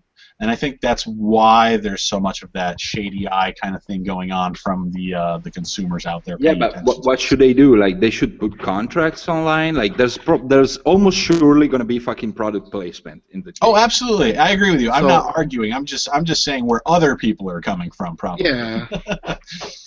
It's just like, you know, like no one, like game budgets aren't disclosed that way, and I understand like you want to know what you're getting into before you throw money into it, but it's just like this isn't how this narrative is playing out. But all of a sudden, it's a problem. Like, give me a break. I think the reason maybe because it was an E3 announcement, people are like all weirded out. I guess. I think what really sets this one apart from the other ones is that because it was an E3 announcement, it seemed very strange that Sony had them on there and then just said, hey guys, it's just a Kickstarter. And people already were questioning, then why are they on the Sony stage? And you look at the Kickstarter, and there's no stretch goals for more platforms, and you start to, like, it starts showing itself more than these other scenarios. And when you really look at it, the whole Kickstarter thing was just a way to say, hey, look, guys, that game you all really wanted, you get to help make. You gave us $2 million, good for you. Okay, guys, let's get serious. Since there are 100 million that needs to go into this, they did their part. Let's actually get it made now. Like, the $2 million is nothing. The whole thing is just to make people feel good about they're the ones that are getting this game made again. And I think that has some people just feeling weird about it, because once you start looking at it, it's not hidden that they were doing that. It's kind of obvious when you put the pieces together. Right. And I just feel like... I'm sorry, go ahead. Oh, no, I'm just saying, I just feel like when and again, this is, I guess I'm being emotional about this, so it's not all pragmatic. It's just I can hear the tears in your voice. No, it's just like, I just don't think, like, just because we didn't get details right away, and the week is not even over technically, officially, like, I think they're probably still kind of working out however they're going to get this done, and it wasn't like, well, let's keep this from people. Like, I understand, like, we have our skepticisms about this industry, and we have every fucking right to, and it's just like, I mean, but even if guys. Sony maybe really wanted to see if the game had so many fans actually that were really willing to put down the money. Like, I can't even blame Sony for this. I mean, that fucking game tried to get funded for 14 fucking years. Like, can you blame Sony for testing the water, so to speak? Like, look, Sony had already, you have to admit that Sony had already committed that they were going to do something with this game. If they really wanted to see if the fans were going to put their money where their mouth is, $2 million, that's barely anything. yeah. It's more than a post on a forum, though, or a tweet saying, like, a tweet is free. You can tweet Save Shenmue all day long. But how much is... I think it's just people get weirded out by the E3 announcement, maybe. Maybe that's why everybody's a little bit... That's definitely a factor, I agree. Well, one thing that I heard throughout the week as well is that, like, right on the heels of the success of acquiring the initial $2 million for Shenmue 3, was that, Sony's already looking at a list of games that they want to do the same exact thing for. Building the list. Oh, no. Yeah, building a list. So is it true? I saw something, $32 million to make the newest Witcher game, and what are they asking to make this game? $10 million? Yu Suzuki said that technically, like, the bare minimum should be for them $5 million. And then who pays for the rest to get it? Or is that all they need? Or they just need $5 million and that's good, and they're good to go? That's the thing. That's how I take it. I don't think that $5 million is going to cover shit. I think it's just extra. Okay. Yeah. No, whatever you think, Abe, you're a very inside source. The real deal. But it's just what you think is good. It's the ultimate form of testing the water, as I said before, and pre-ordering. Like, it's the ultimate pre-order. Yeah, the thing that bothers me is that it's sort of the same thing as the other, BS kind of stuff that we were talking about going on in the industry today that we were talking about before. It's that, okay, it's fine now. It's fine for this case, but hot on the heels of hearing again Sony say, oh yeah, we're looking at a list of games we want to do this for now. Now it seems like, what did this just fucking open the door to? Jumping Flash. Let's go. We'll see. We'll see. Maybe I can finally have my fucking proper Xenogear remake or sequel. It opened the door to, that one game that you always wanted to replay on new hardware. It opened the door for whatever that game is coming back out. Because, like we say with a lot of things, remasters and re-releases, it sucks that there's so many of those coming out. But every now and then when one of us hits us right, we're like, oh, I hate all the remasters, but I'm totally going to get that. And it's not necessarily a bad thing. I don't know if you guys watch Extra Credits, the YouTube series. They go into the game industry and stuff. But they talked about this argument of people saying that, you can't make certain games because it takes away from other games. When you look at it, there are more games being made right now in different genres than there's ever been, and as long as we don't lose sight of new IPs and other properties, remasters certainly have their place, and if they can find a good place in the industry, I'm fine with that. Speaking of getting new things out there and always exploring new territory, another game that showed up on Sony stage was No Man's Sky again this year. And again, I've been having conversations with people about this, but as cool as the idea was to me last year, it's not as cool to me now this year, even after seeing some more actual gameplay. It's just like Garrett and Gus were saying earlier in regards to other things. It's like, I feel like it's been kind of in the making too long. Like, it's not supposed to be this really huge AAA game. It's just supposed to be really kind of new and inventive and dynamic, sort of. And I feel like with what we've seen, that this game is going to end up disappointing a lot of people. The scope of the game is amazing. That's about all I have to say about it. I just feel like that the promise that a lot of people have in their minds about this game is going to be completely different than the actual experience that they're going to get. I feel like I feel like I have to play it to really, because when they showed that demo, like, I just wasn't feeling it. But it's like one of those games I have to play. Is it going to get any better with the Morpheus, right? Isn't that the Sony's... Damn you, Sony. Is that your special thing for the that game to be different? Is the Morpheus experience with it? Fuck Morpheus. Fuck Oculus Rift. Fuck the HoloLens. And that's why I kind of wanted to save my comments earlier on that, because I knew we were going to be talking about Sony. Listen, they really didn't talk about Morpheus all that much. Wait. During the conference, because the show floor was chock full of fucking Morpheus. I can assure you that. Oh yeah. They had a lot of people being able to try to me it out is and everything like that. The smart thing to do, actually, because if you want to convince someone with that, you got to get people to play it. Yeah. There also was a guy there. I cannot confirm if this is true or not. I might be making this up, but there was also a guy talking about how much more sales they have over my beloved Xbox. Damn them. I don't know if that's true or not, but hey, that might have happened. It's possible, but I really don't know, because one of the things that they neglected to talk about on stage at E3, surprise, surprise, was a comment that Shuhei Yoshida had mentioned just, I think, maybe earlier that very day in an interview, or maybe even the day before, which was we have to convince people to spend several $100s on top of the hundreds they've already spent on their PlayStation 4 for Project Morpheus. Several $100s for that thing? I'm really hoping that it was just an error in, like, translation, something that just didn't translate well, and Shuei talks English. Time to get a second job again. No. I know he was speaking English, but I mean, sometimes, like, you know how when you and I have a conversation sometimes, Dave, you're like, I'm not sure if I'm saying that right, or if I'm using the right words. I'm hoping that when he says several hundred, he only really means, like, maybe $300, not like $700. It was confusing with yen.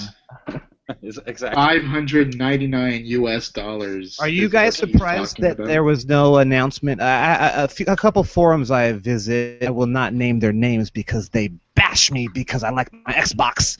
But anywho, they were expecting the price drop for the PS4. Any surprises that it wasn't announced, or is that coming up in the next game show? Why price drop when you can sell bundles? Yeah, exactly. I heard that, Gabe. Or I heard that, Gus. Yeah, that's what it's all about. Sorry, too many G's. Right, Garrett, Gus, Gabe. Damn you, triple G's. That's what make Mike all the better. Actually, it's more G's because both me and Garrett have even the last name with the G. That's right. Gabriel Galliani and Garrett Golden. So, yeah, I'm not down. These are true G's in this fucking podcast. I'm not down for the whole extra peripherals thing, and then making exclusive games for these things. And it's like, if it was just Sony Project Morpheus, and like you could buy the Project Morpheus and it was its own gaming platform, okay, as an additional platform, I'd be okay with it. But you have to have a PlayStation 4, then you have to buy the Project Morpheus, and then you have to sit down in your living room and strap on these goggles. And like the big announcements that I've heard with Oculus Rift, is like, oh, you could have a virtual fucking living room while you're using this thing. Yeah, and I'm that's sitting there saying to ridiculous. myself, why would I want to immerse myself in goggles for a virtual living room when I'm sitting in my man cave and I've got a big screen back there and it's Can I make a bad joke? you can make a really bad joke if you want. It's probably the only way to have the Xbox One screen at 1080p. Oh, that's Damn terrible. you. Please say it. Damn you. That's terrible. Remember Fuck he works for PlayStation Italia. No, yeah, wait. Just so I can balance the thing, I shouldn't, but I'm gonna say something about No Man's Sky.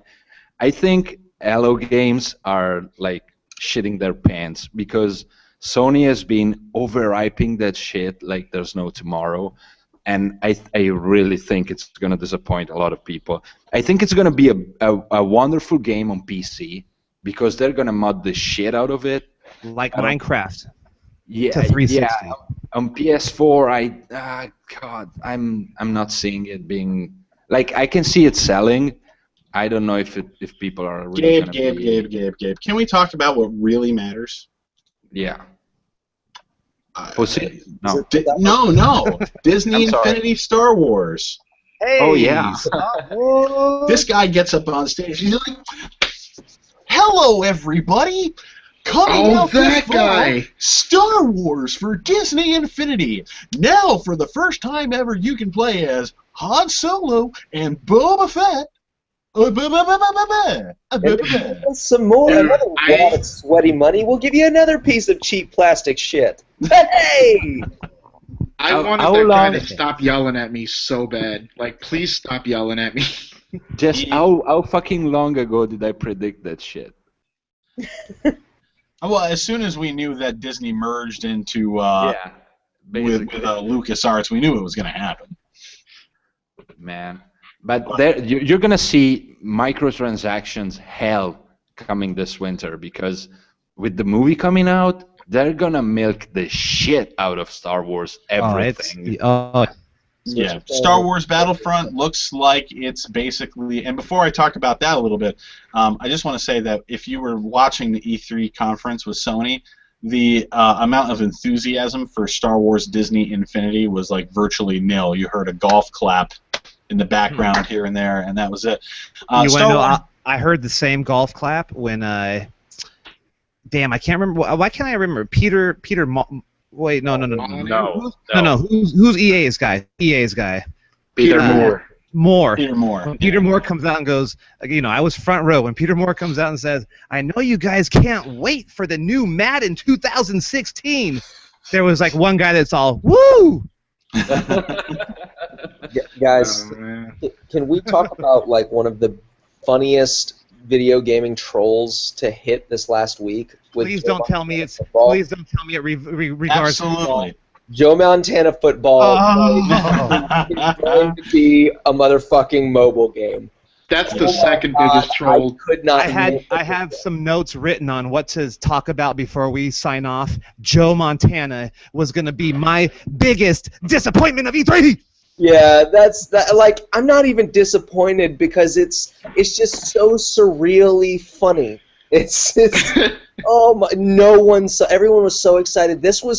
People said this was going to kill Madden, and All right, it's give it- coming to iOS first. Check this out, guys. Okay, so there I am in the front row at the E3 Microsoft presser. Mike, I cannot pronounce his last name correct. Mike Ybarra, who was on stage talking about backwards compatibility. I know he's a huge sports fan. I follow him on Twitter. So I say to him as he walks by me, I say, "Yo, Mike," I go, "What? Where's Joe Montana football?" I thought it was, "Where's Joe Montana football?" He looks at me with this face like, "Yeah, don't ask me." Right? So he said, so the look he gives me is like, "Yeah, just don't even ask me." Right? So a couple of days pass and the Montana thing is announced or whatever the next day. I tweet back to Mike. I go, "Hey, Mike," I go, "I don't think you'll remember me, but I'm the guy who asked you about Joe Montana. Do you remember the look you gave me?" He goes, "No." He retweets back to me, "I remember you." That's all he wrote. Oh man, Oh, what a man. job, man. Yeah, it's for the best though, and the reason why I have to say that is like it's shitty because everybody was like, "Oh yeah, it's gonna be great to have competition for Madden," but let's face it, you have an Xbox exclusive new IP, and they could have made fucking anything that they wanted to make at all. They could have just used their imagination and let the imagination be their limit, but. Putting this up against Madden on the Xbox One would have been suicide if that's what it was going to be. Like I said on my Twitter page, I said, hey guys, I hear the next exclusive for next E3 is a Tommy Lasorda Sports Talk Baseball. So let's be ready for a new exclusive baseball game to go on MLB The Show, right? Yet that's just me saying that, so nobody get their hopes up. And there was another moment in the Microsoft conference. Oh wait, okay, again for balance, in the PlayStation conference there wasn't really anything for the holidays unless I missed it somehow, but yeah, the big three. You get to like out of war again. They're not coming out anytime soon. So anyway, back to Xbox. Why the fuck was Edson Arantes do Nascimento there, aka Pelé? Oh, the EA. Are we on the EA? No, that was EA. Anyway, Was Pele there? I was gonna say I didn't see Pele. I mean, I'm Italian, so feel me on this. You need What the fuck was he doing in a video game conference speaking about his life? I didn't give a shit. Even I couldn't give a shit about that. Because if there's anything that we know, it's that EA is one of the companies out there that while they make some fun games, they really don't get it. And Ubisoft is another one. And those two together, they're like, I don't even know what comparison. Can I use a weird analogy? Well, yeah, I like go this. right ahead. I've been using it. EA, like, I'm sorry if we're still on Sony, but like the EA conference to me was like the worst of the whole. Was actually the worst of the bunch. So yeah. And every time the way that whole EA conference played out, EA to me is seriously like your weird uncle who tries way too hard to relate to you and your friends. Yeah. It's just like that whole Pele thing was so fucking bad. Man. I could not. And it's like he's like trying to school this American audience about soccer who doesn't know who he is, and it's like, bro, I'm sorry, like we only care about soccer like once every 4 years. Exactly. I It's mean, true for the Americans. it was bad for me, and I was thinking, good lord, how bad can it be for the American audience? Like, this is gonna be hell. Yeah, and my whole Twitter feed was lighting up with comments like, I can take a nap now, right? Because up to that point, I mean, everything that they were talking about, because it's EA, it's, sports. It's all about sports. And then the problem is that this is how I think, and I'm probably wrong on this, but video games and sports, like they market too much to the sports fans, and they don't understand that the real sports fans, they don't give a shit about video games. At least in Italy. In Italy, you sell FIFA, but it's a fraction of the whole fucking Italy follows soccer. And you're not gonna sell them on the product by showing Pele or something. Give them good gameplay like PES did last year, and you're set. You don't need. We kind of have a different perspective here, sort of, because it's not that Madden's huge here, but only because it's the only product available for American football. But the worst part of it is what people don't know about Madden, or maybe not the general public, because there's so much shit that like people want but they never get in Madden. But you have no fucking idea.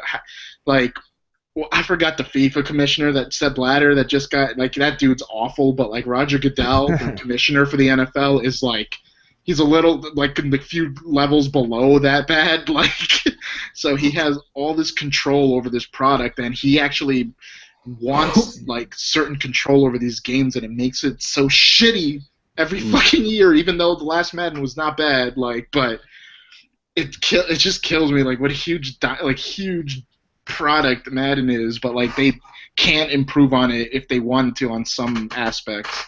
Like, from a distance, I can tell you, I don't buy Madden. I played some of them here and there, and they all look the same to me. But every year, one thing that I can tell you for sure is that every year at the EA conference, I hear the same two things about Madden, or pretty much any sports game. Anyway, it's like, and it goes like this. This year we decided to focus on offense because offense is important, blah blah blah, and they go on.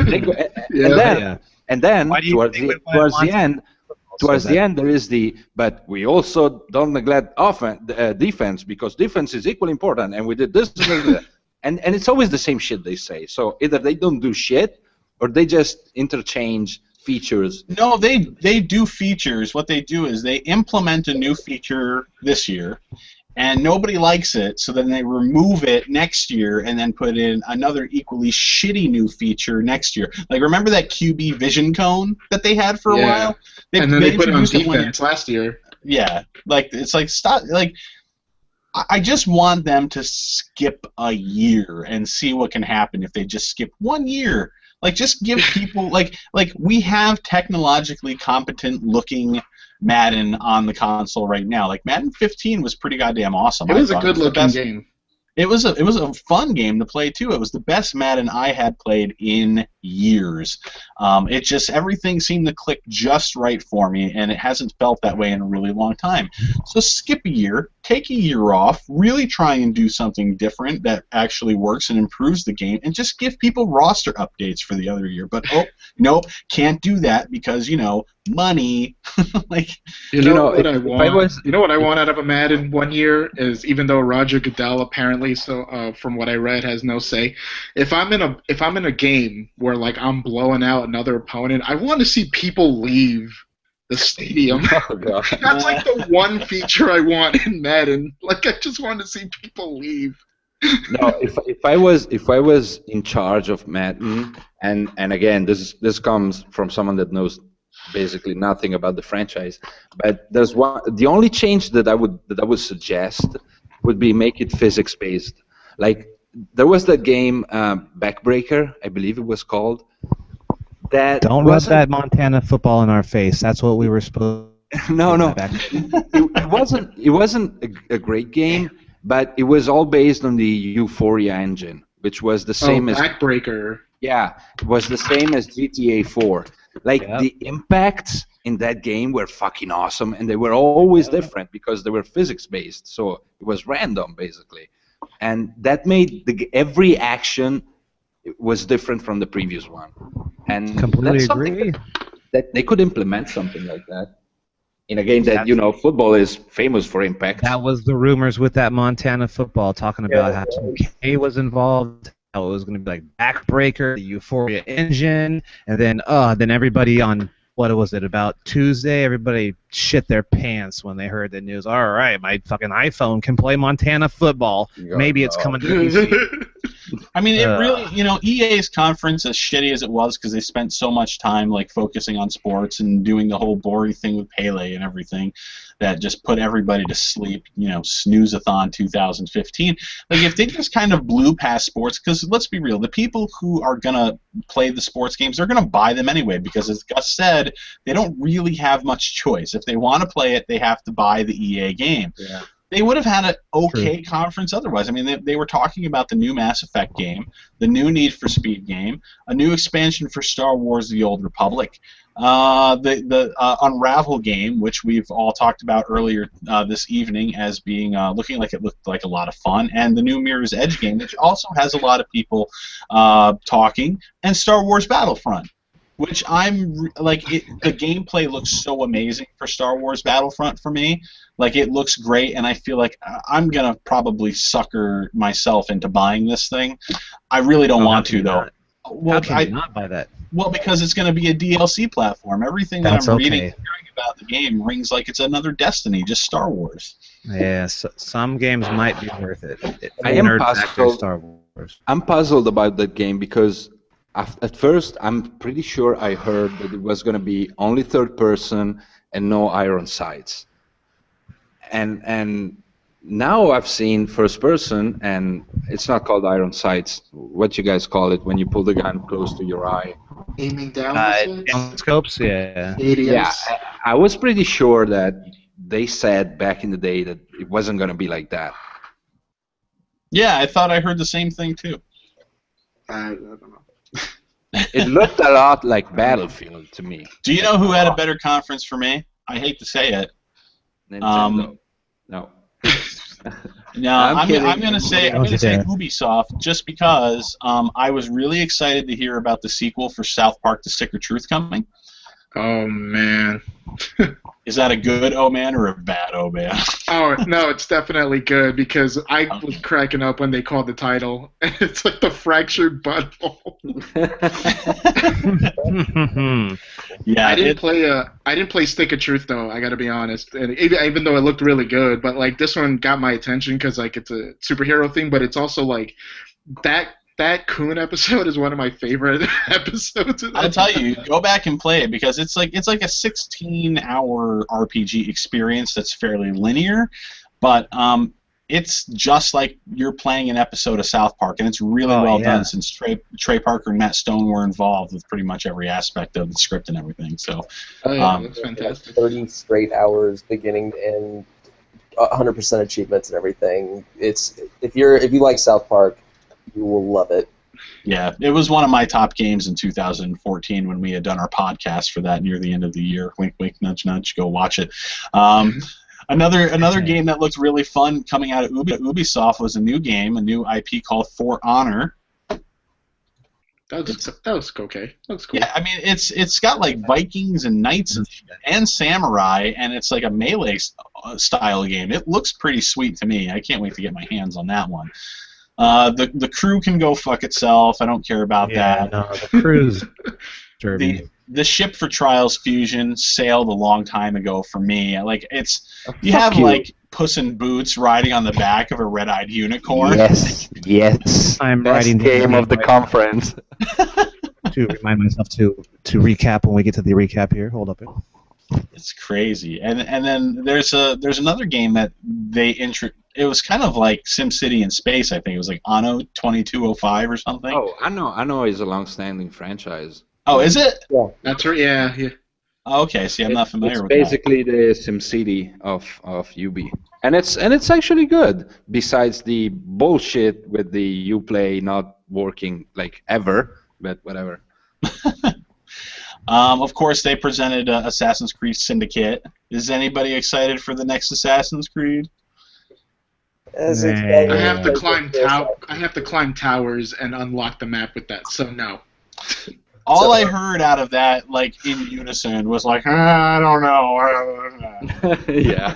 No, yeah. Hey, we went by Star Wars Battlefront pretty fast, huh? Nobody besides Zoop and myself are excited for Battlefront. We're talking what, 48 players, 20, 24 I on wouldn't 24. say I'm excited for it. Like, I mean, like it looks like the gameplay looks stellar, but like at the same time, I'm not. I'm like.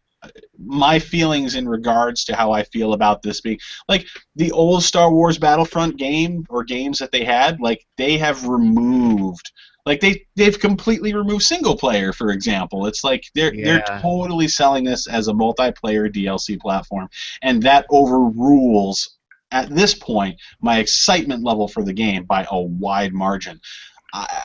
It's Star Wars, and I love Star Wars, but if I buy it, I know I'm going to be a sucker for buying it. I'll put it that way. Hey, before we get off of Ubisoft too much, I want to double back around at South Park just to bring up something of interest that if you guys haven't noticed. Obsidian is not touching. Yeah, they're not developing it. To Ubisoft San Francisco, who's in charge of Rocksmith. So what I have heard, because that worried me too, is that basically they already have like a template for a game, and they just have to put it together. If that's the case, I'm not really too concerned, because I can't imagine that Trey and Matt are hands-off on this. And whenever they're directly involved in something, they usually don't let something go unless they're completely happy with it. Yeah. So that happened. Sorry, that happened with the first one, actually. If I don't remember wrong, it was delayed because they were not happy with it. Oh yeah, I mean it was in development for like what, 5 years more? I don't remember, but yeah, something like that. Yeah, something like that. So, yeah, I mean, Ubisoft, they had that going on for them, and Assassin's Creed Syndicate, I actually think it looks like it's probably going to be a good Assassin's Creed game, but I'm not going to give them the benefit of doubt. You know, if you're showing up at E3 at this point, and yet again, you're not showing one iota of actual gameplay in your stage presence, you can go fuck yourself at this point. Is that if you want this me to buy year? a game in October. That gets me a little nervous. Yeah, when's that out? You said October? That's usually the release date for their games, October. Last year, I think it was and no the first gameplay in couple June. in November. Ouch. Yeah. So Yeah, I there's mean, no. It's out this year. This is this year's game. It should. yeah. Well, it's an annual they have- franchise. They have different They didn't like show- teams within They didn't show Ubisoft. any gameplay. No, it was all like CGI trailer bullshit. It's a little worrisome. Yeah, I mean, That's especially weird. after the terrible launch of Unity last year. I mean, again, it was I a wonder fun if- game. I wonder if it's because they were so scared of. Remember when Assassin's Creed 4 in the PlayStation conference? I think that was 2013. That it Yeah. like just crashed. I wonder if they're Yeah. like so scared now. It's, Well, I mean, they're anyway, really gun shy after the public backlash from the release of Unity this it past should year. come out. It I should didn't- come I out didn't on play that. October. Syndicate. Syndicate. That's worrisome. They're like the game comes out in October. The reviews will come out January 2016. So go for it, guys. Another game that was brought up by them was Ghost Recon, and you know what? I like Ghost Recon, so I hope it's not like too far off the beaten path from what we've come to enjoy from that franchise. If you do like them, but they're usually pretty fun. So I liked Ubisoft's conference more than EA's this year. My Um, favorite part of Ubisoft's conference was when Yi Gimon was like, "We at Ubisoft are going to continue to take risks," and meanwhile you're showing like another installment of your annual franchise, and you've got 3 military shooters under like an established brand name. Like, But come hey, on, man. they had also unknown to me dude singing and dancing and singing out of tune for that matter. Well, I guess Jason Derulo is taking a risk, so. Yeah. We are starting to wind down on topic stuff. Let's By hit the way, Nintendo. we didn't even touch Uncharted, which is Yeah, saying I was something. just about to Oh, say, shit. did we say anything about Uncharted 4? Even this Xbox guy was about to say, did we talk about Uncharted? We got to talk about Uncharted. That is totally my bad. I'm sorry. Shoot me in the face or something, because I'm really suspicious because they did this thing when they were doing the PlayStation event thing, like near late, what was it, PlayStation Experience they called it. Like, it's like, oh, okay, we're playing, and then, Nathan Drake falls through the freaking floor of the game, and it's like, oh, shit, well, they're still working on it. It's not coming out for a while, so there's going to be things like that that's going to happen, right? And then we're watching this gameplay footage live during E3, Sony's conference, and what's the first thing that happens? It's like, it seems like maybe the character can't move or something like that, and the game is kind of frozen. Like the background scenery and everybody's walking around, but it seems like, oh, they had to restart it, and it was all happening live. And I'm like, at this point, like, are they really just trying to make us like feel like, okay, this isn't just bullshit, like the game actually looks this way, and this is actually like a real game running instead of, some pre-rendered stuff. We know a lot of people were kind of complaining about maybe how the game looked when we showed it during PlayStation Experience. I don't know, I feel like they're putting too much of a show with the glitches and stuff like that are happening with the game in order to sort of kind of make people say, oh, this is really the game we're seeing. Hey guys, this is why we're not releasing the game this fall. Yeah, that's true. Probably. But I mean, otherwise, what I saw looked fan-friggin-tastic. Like, I mean, it was like a non-stop adrenaline roller coaster, and the 5 minutes that we saw or whatever it was on stage at Sony's conference, like, blew pretty much everything away that I had played through in Uncharted 3 on the PS3. So I am really excited for that, which is all the more reason why I'm astonished that I forgot to mention that game. For this Xbox guy, Uncharted 2 is one of my favorite games of all time. Thought it was one of the best I've ever played. From watching what I saw on the new Uncharted, I can agree with you, Mike, on what you were saying. And I also, what I saw was damn, this looks friggin' awesome. So for, going back to what we said earlier in the podcast, what will make this Xbox guy get his PlayStation 4 finally is March 2016, because, like they say, greatness awaits. So I got to wait it. Sorry guys. Sorry, Gabe. Or greatness delayed, actually. Greatness remastered. Greatness remade. Yeah, there you go, Gus. That's the quote of the podcast. Uncharted and Major League Baseball, the show 2053, whatever comes out next year. Those are the two that's going to make me jump in. But what I saw from Uncharted, I mean, I thought that looked great. When the car was doing the whole car chase thing, I was thinking to myself, well, you know what? Don't go down that alleyway. Go, stop. But I guess maybe you have to go the way it's going. I don't know. But yeah, it looked awesome. I don't even care all the spec talk people do about 1080p, 60 frames. I don't give a shit. It's 30 frames per second. It looks awesome. I don't care if games are in 30 frames, 60 frames. Certain games I care. I need my first-person shooters at 60 frames. But you guys know what I'm saying. The game looks great. Can't wait. That's that there. And MLB The Show in March plus tax returns equal PlayStation 4 time. Now that we had the Xbot officially say that it's gonna buy a PS4 for Uncharted, we're gonna have me saying that I don't give a shit about Uncharted. That must be an Italy thing. That's an Italian thing. Oh yeah, no, I'm serious. I think I'm done with the franchise. I mean, I'm sure I'm gonna get it.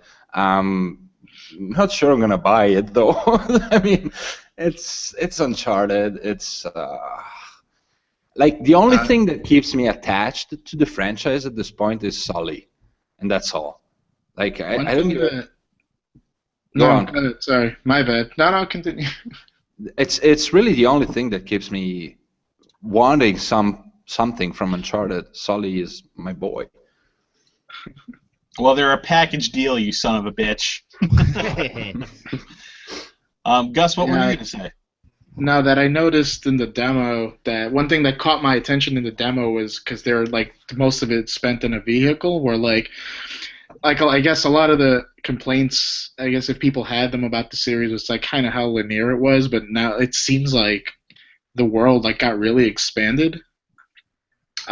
Because like they're taking like alternate exits on this vehicle, and then they're driving through like wide areas, and then going like one way when they could be going like another way. That's what I'm wondering. Yeah, Gus, is that a scripted thing, or are they making you go that way, or do you think like for me, I was like, can you put on the brakes and then go turn a different alleyway? It's driven by the player. Okay, yeah, cool. It seems like it's more expanded, because I remember them saying too, like, we're trying to make these areas like way more exploration versus like the previous games, because I think they've been saying that since that PlayStation PSX event or whatever. But yeah, that caught my attention a lot. That's why like I'm actually kind of down for this, and I was not big on the third Uncharted. Yeah, I wasn't either. I mean, it was kind of it wasn't a bad game, but it was definitely a big step back from Uncharted 2. And this seems like it's just going to be so crazy balls to the wall that, like, this is like Naughty Dog's swan song to cap off the franchise. What a way to go out, huh? So, unless we want to wax poetic about something else that maybe we didn't spend a lot of time on, we ready to move to Nintendo? I just have a question about Horizon for you guys. Am I the only one who thought that the girl in the demo could have used a little bit of "shut the fuck up"? Like a tiny bit. Are you trying to get fucking the Gamergate hashtag after me? No, yeah, because every time she kept shooting like her harpoons, she was like had a comment about it, and it's just like, just hunt your robot dinosaur. Those weren't harpoons. And when she killed the small Robo Dino, she went, "Sorry, little one." What? Oh, that's that philosophy that you see in these like survival kind of things. Like if like a long time ago before technology, where you're like you're a tribe member or something and you're hunting your animal for food. You respect the land, and that includes everything. It's a fucking robot. It's a toaster. All right. It's a toaster. It's like stabbing your toaster. You're not gonna go, "Sorry, toaster." Okay, you've got a good point there. Anyway, yeah, she was monologuing like a lot. I mean, she's not fucking Jimmy Fallon. I guess she could have toned it back a little bit. Here's one for you, Mike. Before we go on to the big end. Wait! I have a perfect segue for something. Let Josh Gabe go first. Wait. Speaking of Jimmy Fallon and dinosaurs, guess what I watched yesterday? You watched Jurassic World. Yep, and I fucking loved it. Yeah, it was a really good movie. Can we talk about video games? I'm hearing good things about it. Oh, it is video game related. I picked up Lego Jurassic World yesterday. And I saw you twitching it, and I will not pretend that you were on the Xbox One twitching that. He did not do that. It was at PlayStation. No, he did not do that on Xbox. It was on Xbox. Go suck a dick. I know it was. I was just trying to be good. No, I know. But before the Nintendo stuff, I just wanted to mention one thing. Before I was going to say something when you guys were talking about the Xbox games coming out. Do you guys think that possibly, just possibly, there's too many Xbox One exclusive games coming out at the same time, third-party games? I mean, you've got Halo coming out, with Call of Duty, with Star Wars, with Tomb Raider, with it goes on. I mean, is that gonna do it? That is a risky move for them, because like Microsoft is still obviously in the mindset where it's like the holiday is still the big season, where we're seeing a completely, I don't know if this is going to be the same next year, but it seems like it's going to be the pattern moving forward, at least for the immediate future. And then Sony is moving away from the holidays and releasing their stuff in like the first half of the year, because they know, oh, this is how we can maximize our sales of all of our titles. This is typically a very slow time of year. It's typically the first half of the year where the gamers have commonly referred to as the drought. And but this year, they've put out The Order, they've put out Bloodborne, and there's a lot of games that have been pushed back and delayed too on everybody's account into like the first half of 2016. So it looks like there's going to be a lot of struggle there too. Like to be honest, I'm out of all the just to say Halo, Tomb Raider, Forza, Call of Duty, and Star Wars. Say those 5 games all come out on the same day.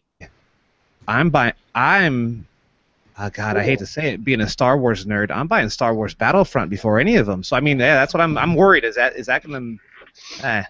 It's definitely a problem. I mean, last year I saw that there was this like 2-week crunch in like November, and it was going to end up being like Assassin's Creed Unity, because I do love the Assassin's Creed games. There you go. Yeah, that too. There was Assassin's Creed, there was Far Cry 4, there was the Grand Theft Auto 5 remaster, there was, I don't know, there was another game or two, and there was also something near the end of October that I wanted to get as well. So seeing that many games were coming up, I actually started saving in like the late spring, early summer to be able to pick all those games up, which was kind of a mistake. Like I've got a copy of Dragon Age Inquisition. I still haven't even touched it yet. Hell, Fallout's coming out at the same time too. I mean, Jesus, there's so many games. Yeah, it's third-party season, and there are a couple of exclusives that Microsoft has. Sony isn't really on that ball near the end of this year. Sony has Call of Duty. Well, they have the marketing for it, right? Yeah. Yeah, but it's still a third-party game that's going to be everywhere. There's like Until Dawn is like the only first-party like after that I can think. That's like late summer. Yeah, and that game actually looks really kind of cool too, like actually playing through like a horror movie kind of deal. But I don't know. I'm a little gun shy after playing like The Order. Watching, playing through a highly interactive story. I think it has like so many endings, or so, it's supposed that's like its selling point, or something like that, Interactive story like Heavy Rain? No, I'm just or kidding. like Just kidding. butterfly effect kind of stuff. That's exactly what it seems like. It's basically like Heavy It's Rain. It's actually not it's even. actually worse than Heavy Rain. Is it worse? Yeah. I mean, I'm not gonna say worse. I actually like the story for Heavy Rain, but it's like games like that. There's little to no replay value for me, and that's why I didn't end up supporting the order long after I beat it because. Well, there are many different choices, but to me, I always ask myself why the game is on PS4. I mean, it's a perfect tablet game. So yeah. Yeah, you have said that, and that makes sense too. So let's roll along to the big N, or should we say the ever growing smaller N? Because That was a bad There, joke. done. We did it. Let's close it up. It's been a long time since I just have completely pretty much not given a shit about Nintendo. And Can I interject with one thing though? Yes. You know how Garrett said that Joe Montana was like the biggest gaming troll to him? To me, it was not Metroid Prime. That fucking Animal Crossing knew it. amiibo Yeah. I knew you were gonna festival say game. Holy Have you guys fuck. heard the rumors for that? And maybe it's been confirmed, but the rumor that I heard is that it's going to be a free-to-download game, I and heard you that have too, yeah. to use Amiibo to play it. Yeah, the Animal Crossing amiibo they're putting out. Fucking ass. I am so glad that when I was a kid and got into Pokemon, that Amiibo didn't exist. Yeah. It's so goddamn banana. Like this year, it's like everything was like, and they're still out there saying, yes, we're listening to our fans. Are they really? Like Star Fox Zero is the thing that they lead with their conference, okay? And I was kind of excited to have Star Fox, finally a legitimate Star Fox, return to a Nintendo console. But because they really want to shove it in our face that, oh, look, we gave you a gamepad with a screen on it that has been pretty much useless for so much shit, they're making it the primary screen that you play on, and you have your television screen as the secondary screen. It's so ass backwards, it just makes me want to rip my eyeballs out of my skull. Like, and you know what? They did the same thing with Kirby last year because they ended up putting Kirby Triple Deluxe on the 3DS, which was a 2D platformer like Return to Dreamland. And then they put Canvas Curse, which requires you to use the pen on the Wii U. It should have been flip-flopped. It's the same kind of thing with the screens going on here with Star Fox Zero. Is anybody else excited for this game, or are you guys feeling like me, where like you saw it and it was like, okay, it's Star Fox, but it looks really underwhelming? I'm in for Star Fox, but I completely get what you're saying. But I don't have some weird like super like huge attachment to Star Fox. It's just like finally, because all after last year's E3 where they did like pretty, they had knocked it out of the park last year, remember? And then then Star Fox, Miyamoto just mentioned Star Fox offhand, and then we were all like, oh, what's it going to be like? And I think it was confirmed that Platinum is working on it. Platinum Yes, they are. Yeah, right. But I'm in for it, and yet it doesn't look great. But I don't know. I don't know. I kind of feel like it's something that they're just kind of trying to get done. I mean, Platinum Games, don't get me wrong, they're a really great studio and they make fun games, but I don't know. This one's just not hitting home with me. Hopefully I'm wrong. I probably will get it because I do love Star Fox, and I've been waiting for a long time for a really great, Star Fox game, like in the vein of Star Fox 64. But I want some Star Fox I wish Nintendo would start to grow up a little bit with us who've grown up with them. Let's get some online, some real online stuff going. Let's get some Star Fox that has some old school PC Wing Commander style stuff, where maybe me and Zoop and Garrett, Gabe and Gus, we can all hook up together on a Star Fox mission online together. on some other people together without me going, hey, Garrett, let me invite fucking 1, 2, 3, 7, 8, 10, 3, 4, 6 to the game. I think the closest experience we have to that on the Wii U right now is probably Splatoon. Yeah, no, you know what? That's okay. If you guys remember, the three of us, Gabe and Zoop, we had a podcast last season at this time, and I remember that Gus and myself, we were really big on Splatoon.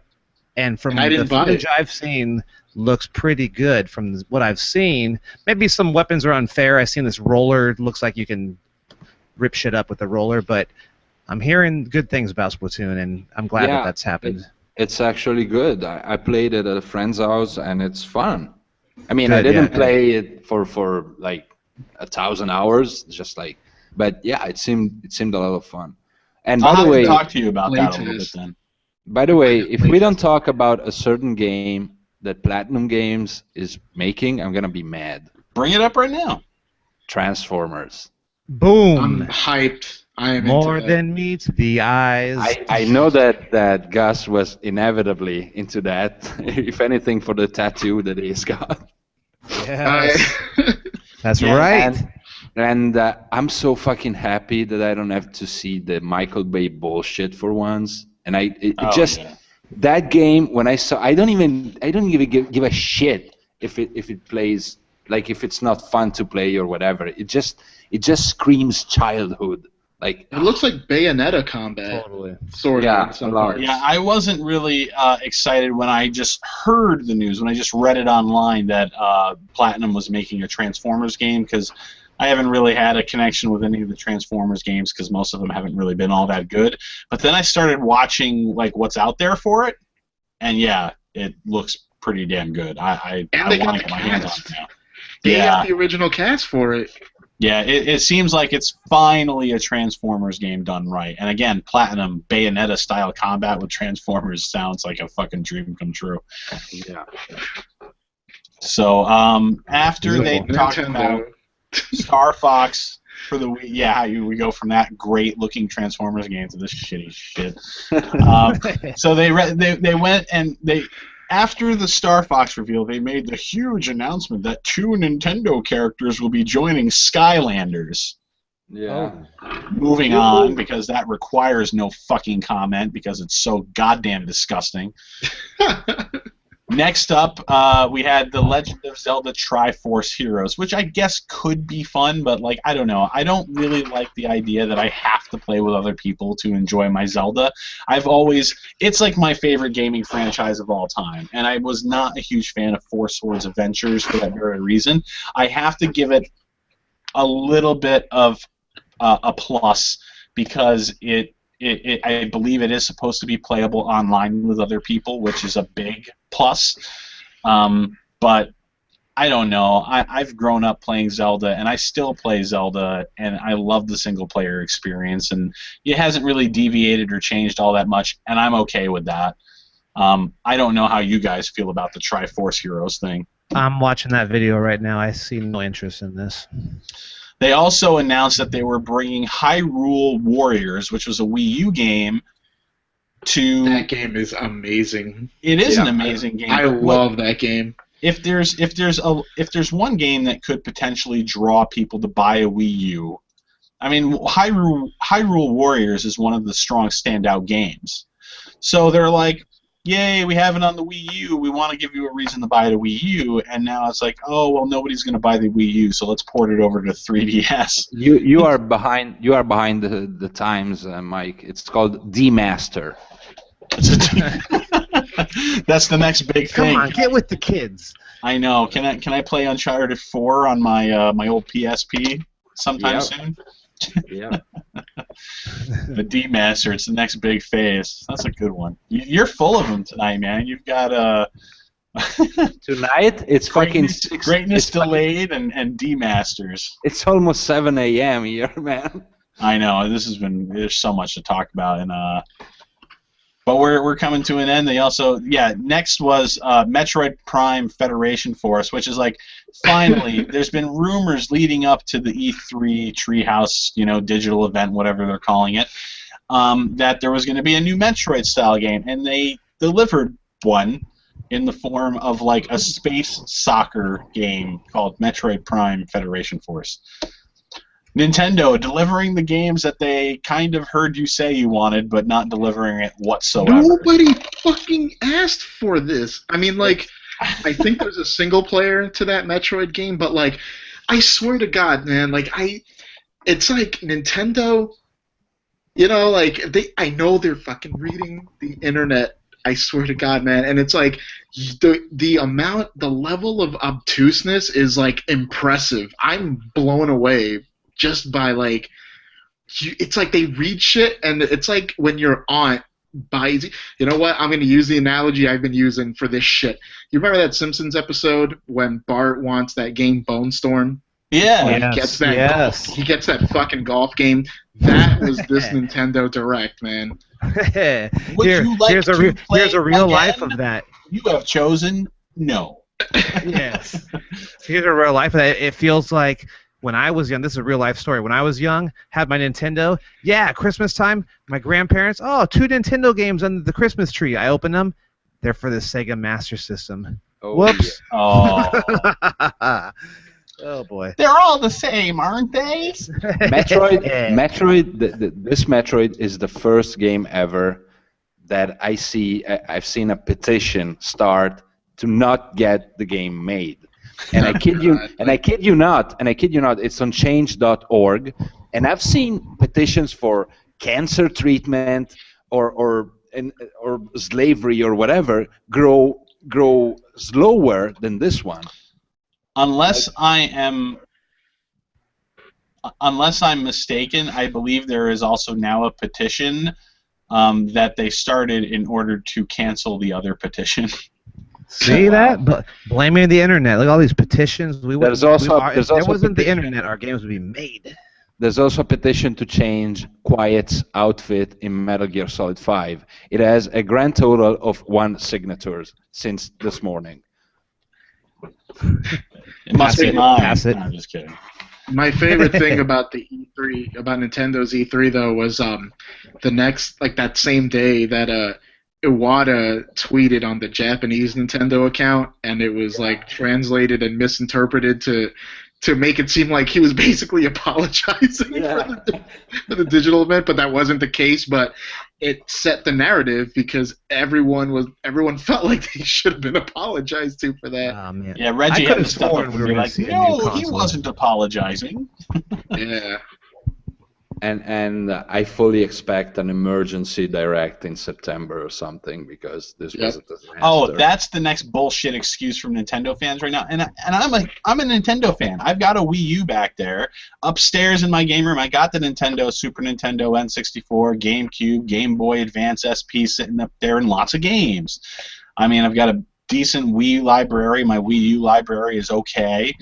And 3DS and DS and all that stuff. I love Nintendo and I love Nintendo games. But this last year, again, disappointment after disappointment with the way that they are changing. It's like, you know, Obama's change. We'll change! And then it's like, oh, it's not the change anybody fucking wanted.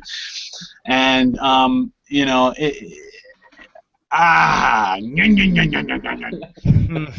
It's all ruled by the amiibo now, man. And it's even more annoying because you can't even fucking find the amiibo you want in the United States. Like, crazy. They put 3, but then they make like a whole fucking app where you tap them for demos. Like, how many times are you gonna try and get me to play a Mario Brothers demo that, like, I bought the game for like 35 cents, man. Yeah. Well, there is another thing that made me scratch my head is that they basically had to reassure everyone that Zelda was still coming to the Wii U. Yeah. And I'm kind of wondering why. I mean, there's been a lot of conversation. Oh, come on. How long ago I told you that it's going to be on the NX? I'm on that train. It's probably going to be on both, like Twilight Princess. Yeah, exactly. Yeah, it's going to be a side-by-side, or at least it'll come out first on the Wii U and then shortly after on the NX when the NX launches. Because that's why they're not going to talk about it right now, and that's why they're not talking about the NX, because they're going to talk about it in 2016, and they're going to lead it with Zelda. Is that the new Nintendo? Is it going to be next year before we get the NX? Well, they're saying they're going to talk about the NX next year, but usually when Nintendo starts talking about hardware, it usually comes at like the end of the year or like the first quarter of the year after. So I'm betting you we're looking probably, at least in Japan, first quarter 2017 at the latest for the NX. I could be wrong. I hope some of you saved that post that I made, what is it now, a year and a half ago, when I told you what was going to be the next Nintendo console in that forum that shall not be named. Oh, well. You're a drunken sailor. Wait, what? Yeah, no, I thought what was there was, damn, I can't remember what game developers said that they were making a certain game on the Xbox One, the PlayStation 4, and an unnamed console. What game was that? Do you guys remember it all? It was just right before E3. They were talking about it, and that was making everybody go, ooh, the new Nintendo might be announced at E3, because they got to be talking about the new Nintendo. Does anybody remember what game that was? No? No, I don't recall what that was. Said I it? don't remember I'm even gonna hearing it. try to Google quick while you guys talk. Yeah, Google that. There were some games that I know some people were excited about. There was a couple of Fire Emblem games, one for the 3DS, one for the Wii U. I personally don't have an attachment to that, but I know that's a popular franchise. And also, Xenoblade Chronicles X. That's one that I'd really like to play. That's something a lot of people are excited for. And also, they announced Yoshi's Woolly World will be released in the United States in October, which was a kick to my junk, because I really want that game like the rest of the world, like now. That's kind of what you're doing right now. Kind of sums up, because we're talking about that we were disappointed, but I don't know that we got into why, because it's like we mostly got were dates for the Wii U.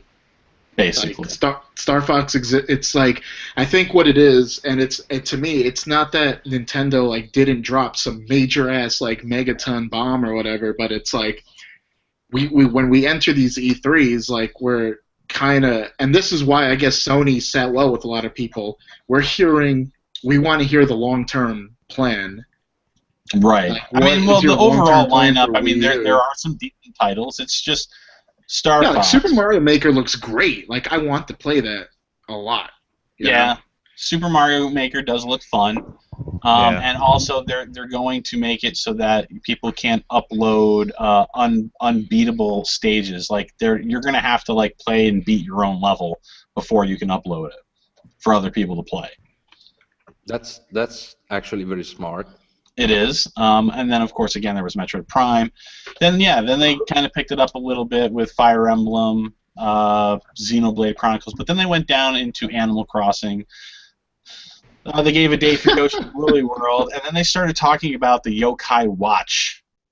Something. I don't know. That means nothing to me. I am excited for the 3DS game that blends Paper Mario with like the Mario and Luigi RPG games. That's interesting. On that.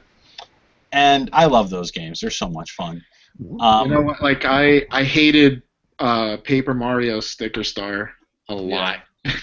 And Mario and Luigi, the Dream Team one that came out last year, like I was enjoying it, but then like it stopped every 5 seconds to hold my hand on something, and I was like, I give up. Like I'm done. Yeah. So, and it does look cool. You're right, but still, I was like.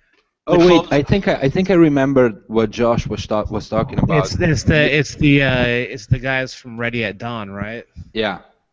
Yep. Go ahead, Gabe. No, I don't remember if they named the game, but I remember. I'm looking at it right now. Yeah, something about, I think it's the Ready at Dawn guys. They said something about they've got a game because they're going to go multi-platform now after the order. Something about. I think they kind of have to. We deliver our games on here it is. Yeah, here it is right here. Something about since the release of the order, we have been very hard at work to advance our engine on technology to a place where we can deliver our games on PC, Xbox One, PlayStation 4, and one other unannounced platform that you will soon find out about. So I thought that's when we were going to hear about it.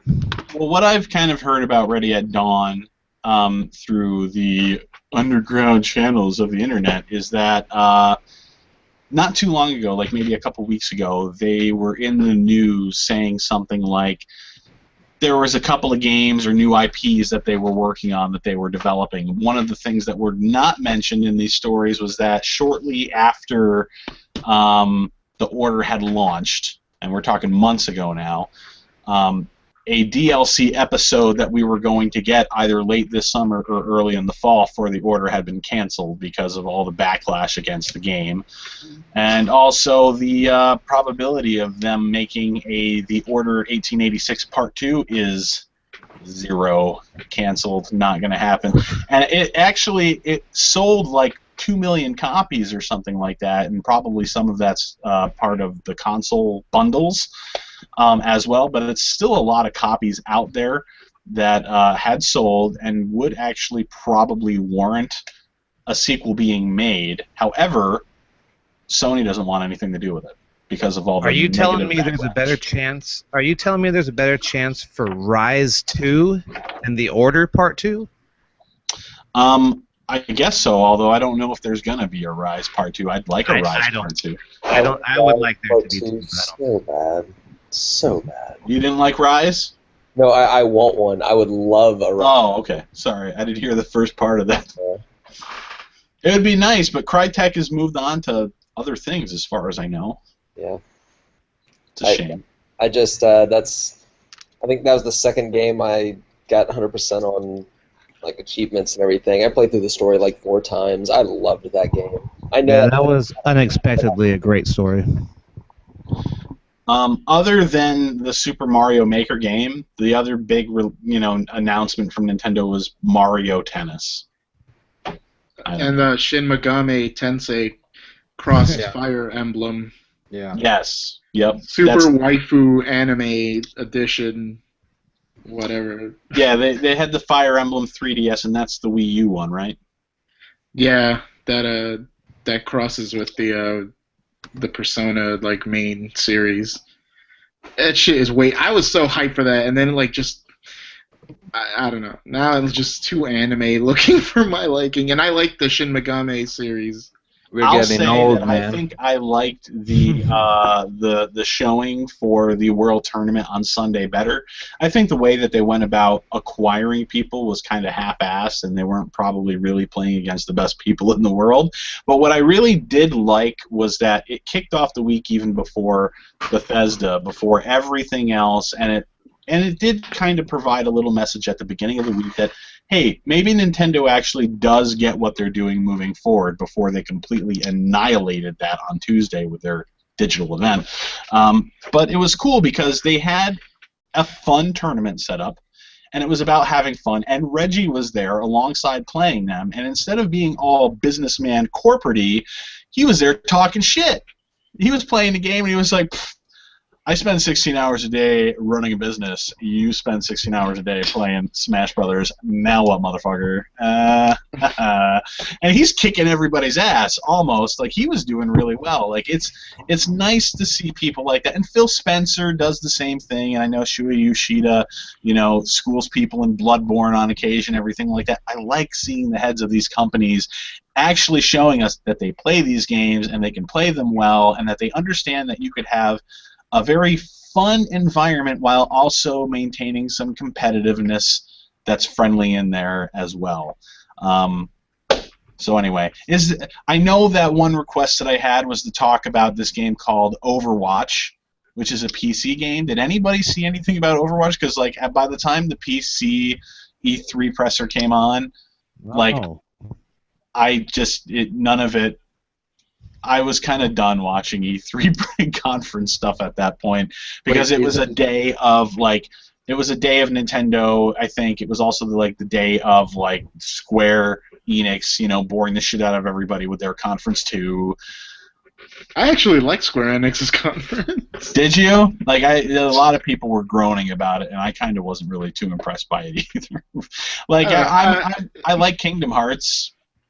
Yeah, I mean it was serviceable. Basically, it was like a B+ kind of conference. Like I didn't hate it. It was just like oh, what's that dude? Shinji Hashimoto, man. He is like the ultimate troll, and that's the dude from PSX that was like, oh man, I heard you guys like Final Fantasy. Here you go, and it was the Final Fantasy VII. That dude, and he just kept talking and talking until we're all waiting for like Kingdom Hearts, and then it was like, oh, here's more of this Final Fantasy world thing, and then I don't talked about really like that trend in gaming, though. Like, it's not like a trend, but there's a couple people in the gaming industry that does that. He's one, and the other one is Mr. Metal Gear Solid there. Kojima. Yeah, which is why this whole story that Gabe was on top of when it was breaking with the head transplant doctor was so like crazy at the time, because like you really can't separate fact from fiction. Like what's real, what's not real, what is happening here, what is the means to the end, and what is the end? Like we don't, like, to this day we still really don't know what's really going on.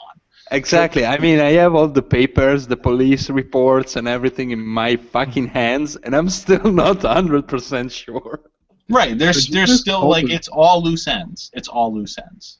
His cult of personality is scary, man. Yeah. Like, but anyway, I want to backtrack a little bit on the Square conference.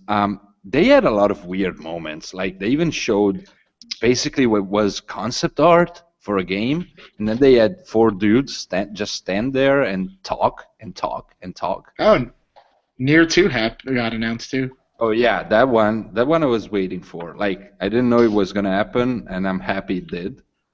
I'm probably one of the 2 people happy about that, but anyway. No, a lot of people like blew up that Nier was getting made, and I think by Platinum. I think Platinum was working on Nier 2 or something, because they were like working on like 8 games all of a sudden or something like that. Yeah, and I'm not really too huge on like the Do X games. They announced a new one of those. It's Deus Ex. It's Deus Latin. Ex. It's Latin. I don't speak Latin. Leave me be. Just Cause 3 was another one too. That looks cool. Oh yeah, you know what? You're right. I forgot about that one. That looks freaking bananas. It does look bananas. It's no Animal Crossing Amiibo Festival though. True. Very true. Because I want to be able to have a game that's free to play and requires the use of amiibos to play, because that's everything that I look forward to in gaming. In the 32 years that I've been alive, it's all amounted to this, and I can die happy now. Speaking of Just Cause 3, Uncle Rico, it was in our swag bag there. Nice little articulate action figure. He said he was Magnetic Rico, but we're going to call him Uncle Rico. Fucking coach should have let him back in the game back in the day. You should change his name to Rico Statue. Oh, but Suave Rico. There you go. If you get a little margarita in you and a microphone and a karaoke. Basically, what do we grade the Nintendo conference? I grade Nintendo's conference like a 4 out of 10. Ooh, so you're saying a something percent.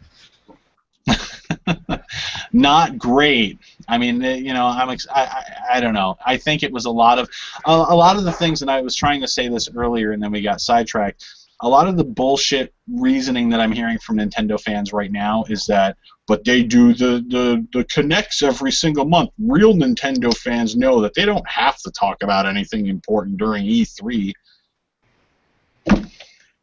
No, they don't have to sell video games to people at all, to a market they can't reach, because that market is playing Call of Duty. The one fucking week of the year where everybody, even just regular casual gamers, are paying attention to video game news, it's smart for them not to want to show off the best things that they've got. It's completely okay to say that they dropped the ball, because they're not going to just fold overnight or anything. I'll sum it up right now. Here's what the problem is. They're holding everything back for their next systems. That's it. That's what's wrong with this. I have another theory that goes along with that. And I'm going to play my evil mind side. They struck the deal with Universal for the theme parks and stuff. Can you imagine opening Nintendo theme parks and inside the parks having Amiibo's kiosks where you can only there find this and this and this? I fucking hate you. Yeah, but you know it's gonna happen. You know it's gonna. Whenever I think evil, something's gonna happen. Yeah, you'll probably have your exclusive amiibos there, and it's already happening now. Like even with the retail stuff, it's like it's not always like brand new exclusive amiibos. Like, oh well, here was a Mario amiibo that was more widely available. But if you want the gold edition, go to Walmart. If you want the silver edition, go to Target. If you want blah blah blah blah blah blah. It's probably going to be something similar. If you want the rainbow sprinkle cupcake version of Princess Peach, you can only get it at Universal Studios Orlando. Yeah.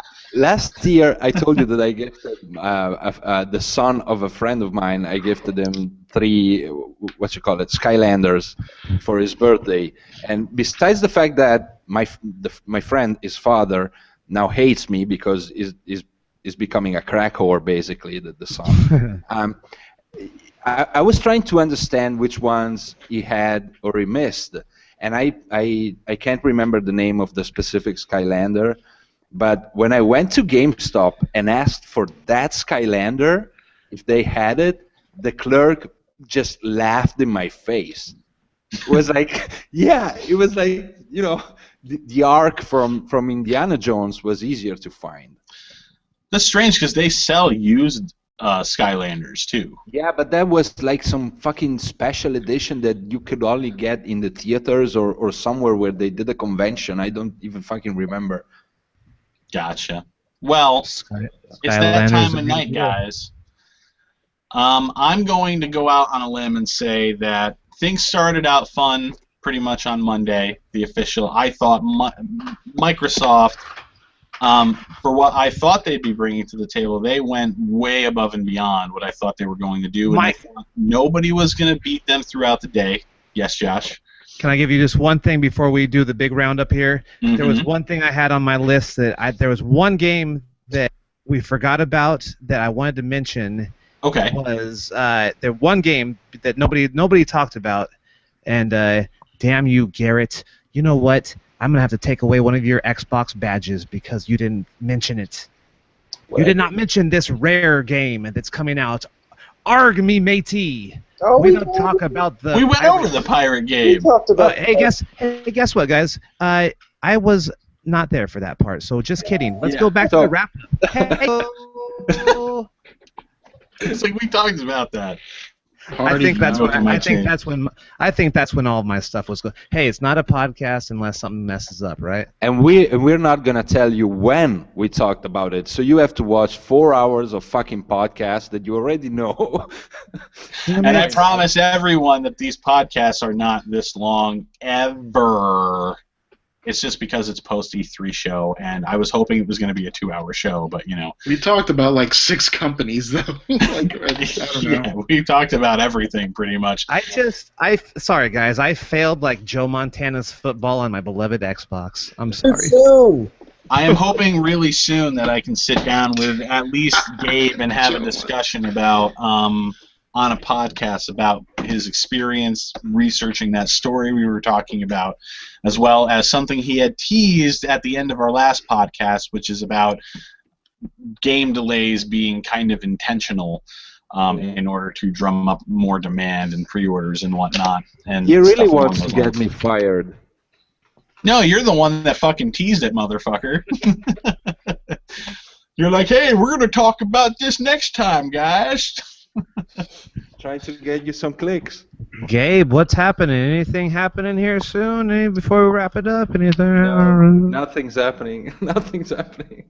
Are they thinking about any more SOCOMs? Is there any SOCOMs in the remake? He's talking to me again now, privately, so that means that big headhunting season for video game news is over. Official PlayStation 4 announcement, backwards compatibility for Xbox 360. That'll win next year. That would be awesome, though. It would be easier to get that than to reproduce the cell. What's really going to win this race this generation is who's going to allow me to play 3DO discs. Oh, I'm gonna up you. I'm gonna up you on that. Who's gonna give me forward compatibility? Now that's a thing. Oh, you have to wait till 2017 for those games, Gabe. The Amazon console. Yeah, you can probably have that next generation. Amazon. Because think about it, if the next generation is a streaming console only, they can stream whatever the shit they want. They can upgrade their end and just stream, a resolution to you. Yeah, but first they're gonna come out with the Xbox 1.5, the PS 4.5. True. And then Nintendo's new console will blow them all away all of a sudden.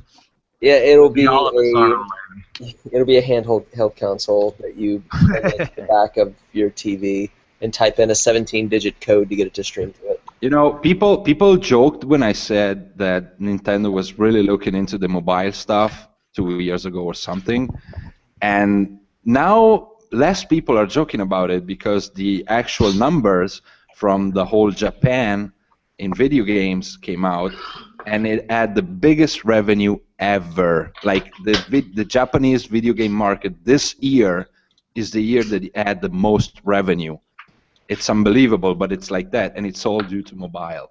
I'm fully convinced that the next Nintendo console will be a handheld with a docking station. It'll be one and the same, but it'll be a mostly handheld console. Yeah. Yeah, because that's what works the best for them. Yep. So, and I agree. That's what my thought was about a year ago when I started hearing the rumblings on it. And I said, that makes perfect sense, and I have not really seen any. I've only seen little evidence here and there over the last year that indicates that's where they're going to go. Unless, of course, they completely surprise us with their comment like, oh, VR is not fun right now, and maybe it's a VR headset for the home part. Who knows? But so I think Microsoft had a really solid conference, and I didn't think they were going to be beat by Sony, and then Sony came out, and I think they had a better conference with all the bombs that they were dropping, and it was just games, and they didn't have to rely on third-party or indies most of the time. And I think Nintendo sucked, and EA was boring. I thought Ubisoft, for the most part, had a better showing, but they could have done better because they're Ubisoft. And and Square Enix was kind of boring. But I mean, everybody had good game announcements and everything like that. As far as an overall E3 package this week, again, I went into this. I was saying this before we started. I kind of got shy about wanting to do like a pre-E3 show because that's kind of what we were all doing together last year, the week before E3, and then I realized like I'm just so fed up with everything happening in the industry and where it's going right now, and also the fact that all the major leaks spoil everything that happens at E3 anyway. Like we have to know everything that's coming out now. That I'm not really looking forward to it, so what am I going to talk about? It seems kind of disappointing for me. And then, bam, Microsoft is surprising me, and then, bam, Sony is surprising me, and then Nintendo surprised me, but in a bad way. And, there were some good games being shown even at the independent publisher conferences, even though they really don't get how to pander to their audiences, but that's my take. We'll go down the line. Gabe, what was your thought about E3 in general this week overall? Overall, I take this E3 over last year's any day of the week. People got incredibly hyped for the last one, but I thought it was shit. This one, I liked it. And good job, everyone, pretty much. Besides, Nintendo, but. Yeah, not much to add to what you said. Garrett. I feel like Sony was in there dropping a lot of bombs, a lot of good things. I feel like Microsoft had the bigger drops over the course of the week with things like backwards compatibility and stuff. That was the biggest drop of the week. I'll agree with that. Yeah, I think that there's. With moving forward with a whole new UI, things like including Cortana, things like backwards compatibility, there's a lot to their big announcements, and I think Nintendo shat the bed. But yeah, that's pretty much it. That's my view on things. I thought Very cool. Good overall. Gus. This was absolutely like a very good E3. It's definitely better than last year's. I really like that Microsoft continues to entice me as a as a non-Xbox owner, like not yet, but like ever since man, they really learned from like 2 years ago and that whole reveal stuff, and they keep bouncing back. They're trying anything and everything, and it's good on them. And then Sony, uh, they both had. I think you know what, like the bombs from Sony aside, I think they actually had like equally good shows to me. Like the bombs didn't mean as much to me as they meant to everyone else except Shenmue. But whatchamacallit, Ubisoft. You know what? I have to admit they have some stuff that I'm down for, but they like annoy me they've been annoying me as a company for the last couple of years. But I can't not admit that like I'm down for Rainbow Six and South Park and all that stuff. And then EA Battlefront's cool, and Nintendo. Better luck next year, I guess. It'll be a huge year for them next year, I predict. Yeah, because you know what, going back, I didn't expect Sony to actually deliver. I didn't expect Sony for some reason to have like as good a show as they've had like the last like couple of years. But then they were like, nope, we got games. It's just next year. It's cool. And no indie. It's a great year. And how about you, Josh? Well, I myself am grading the Big Three on conferences of a A-, a B+, and a better luck next year. So you can take those for what you might think they could be. I would like to say that this was probably the best E3 in a few years. I mean, there was nothing. I mean, I'm an Xbox guy, but all besides, of course, let's just pretend, guys, that it's just Xbox and PlayStation right now. All the games that were coming out are coming out. There's no way you can go wrong in console gaming. Console gaming is far from dead. Also, I would like to say big thanks to all those Xbox people who, through the Fan Fest, I mean, I was lucky enough to be one of the 500 that waited in line overnight. I met some fucking fantastic people that were, like me into Xbox.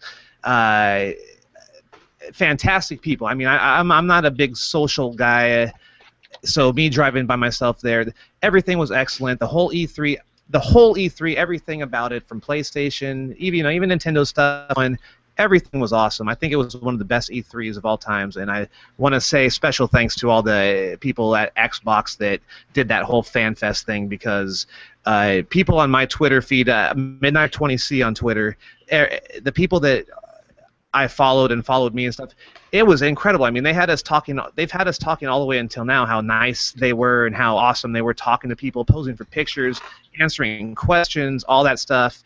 It was an awesome experience on that part of it. I can't wait. I hope I can do it again next year. And in overall E3, the whole E3, awesome. I mean, PlayStation had awesome games, Xbox awesome games, Nintendo had a few games that looked pretty good.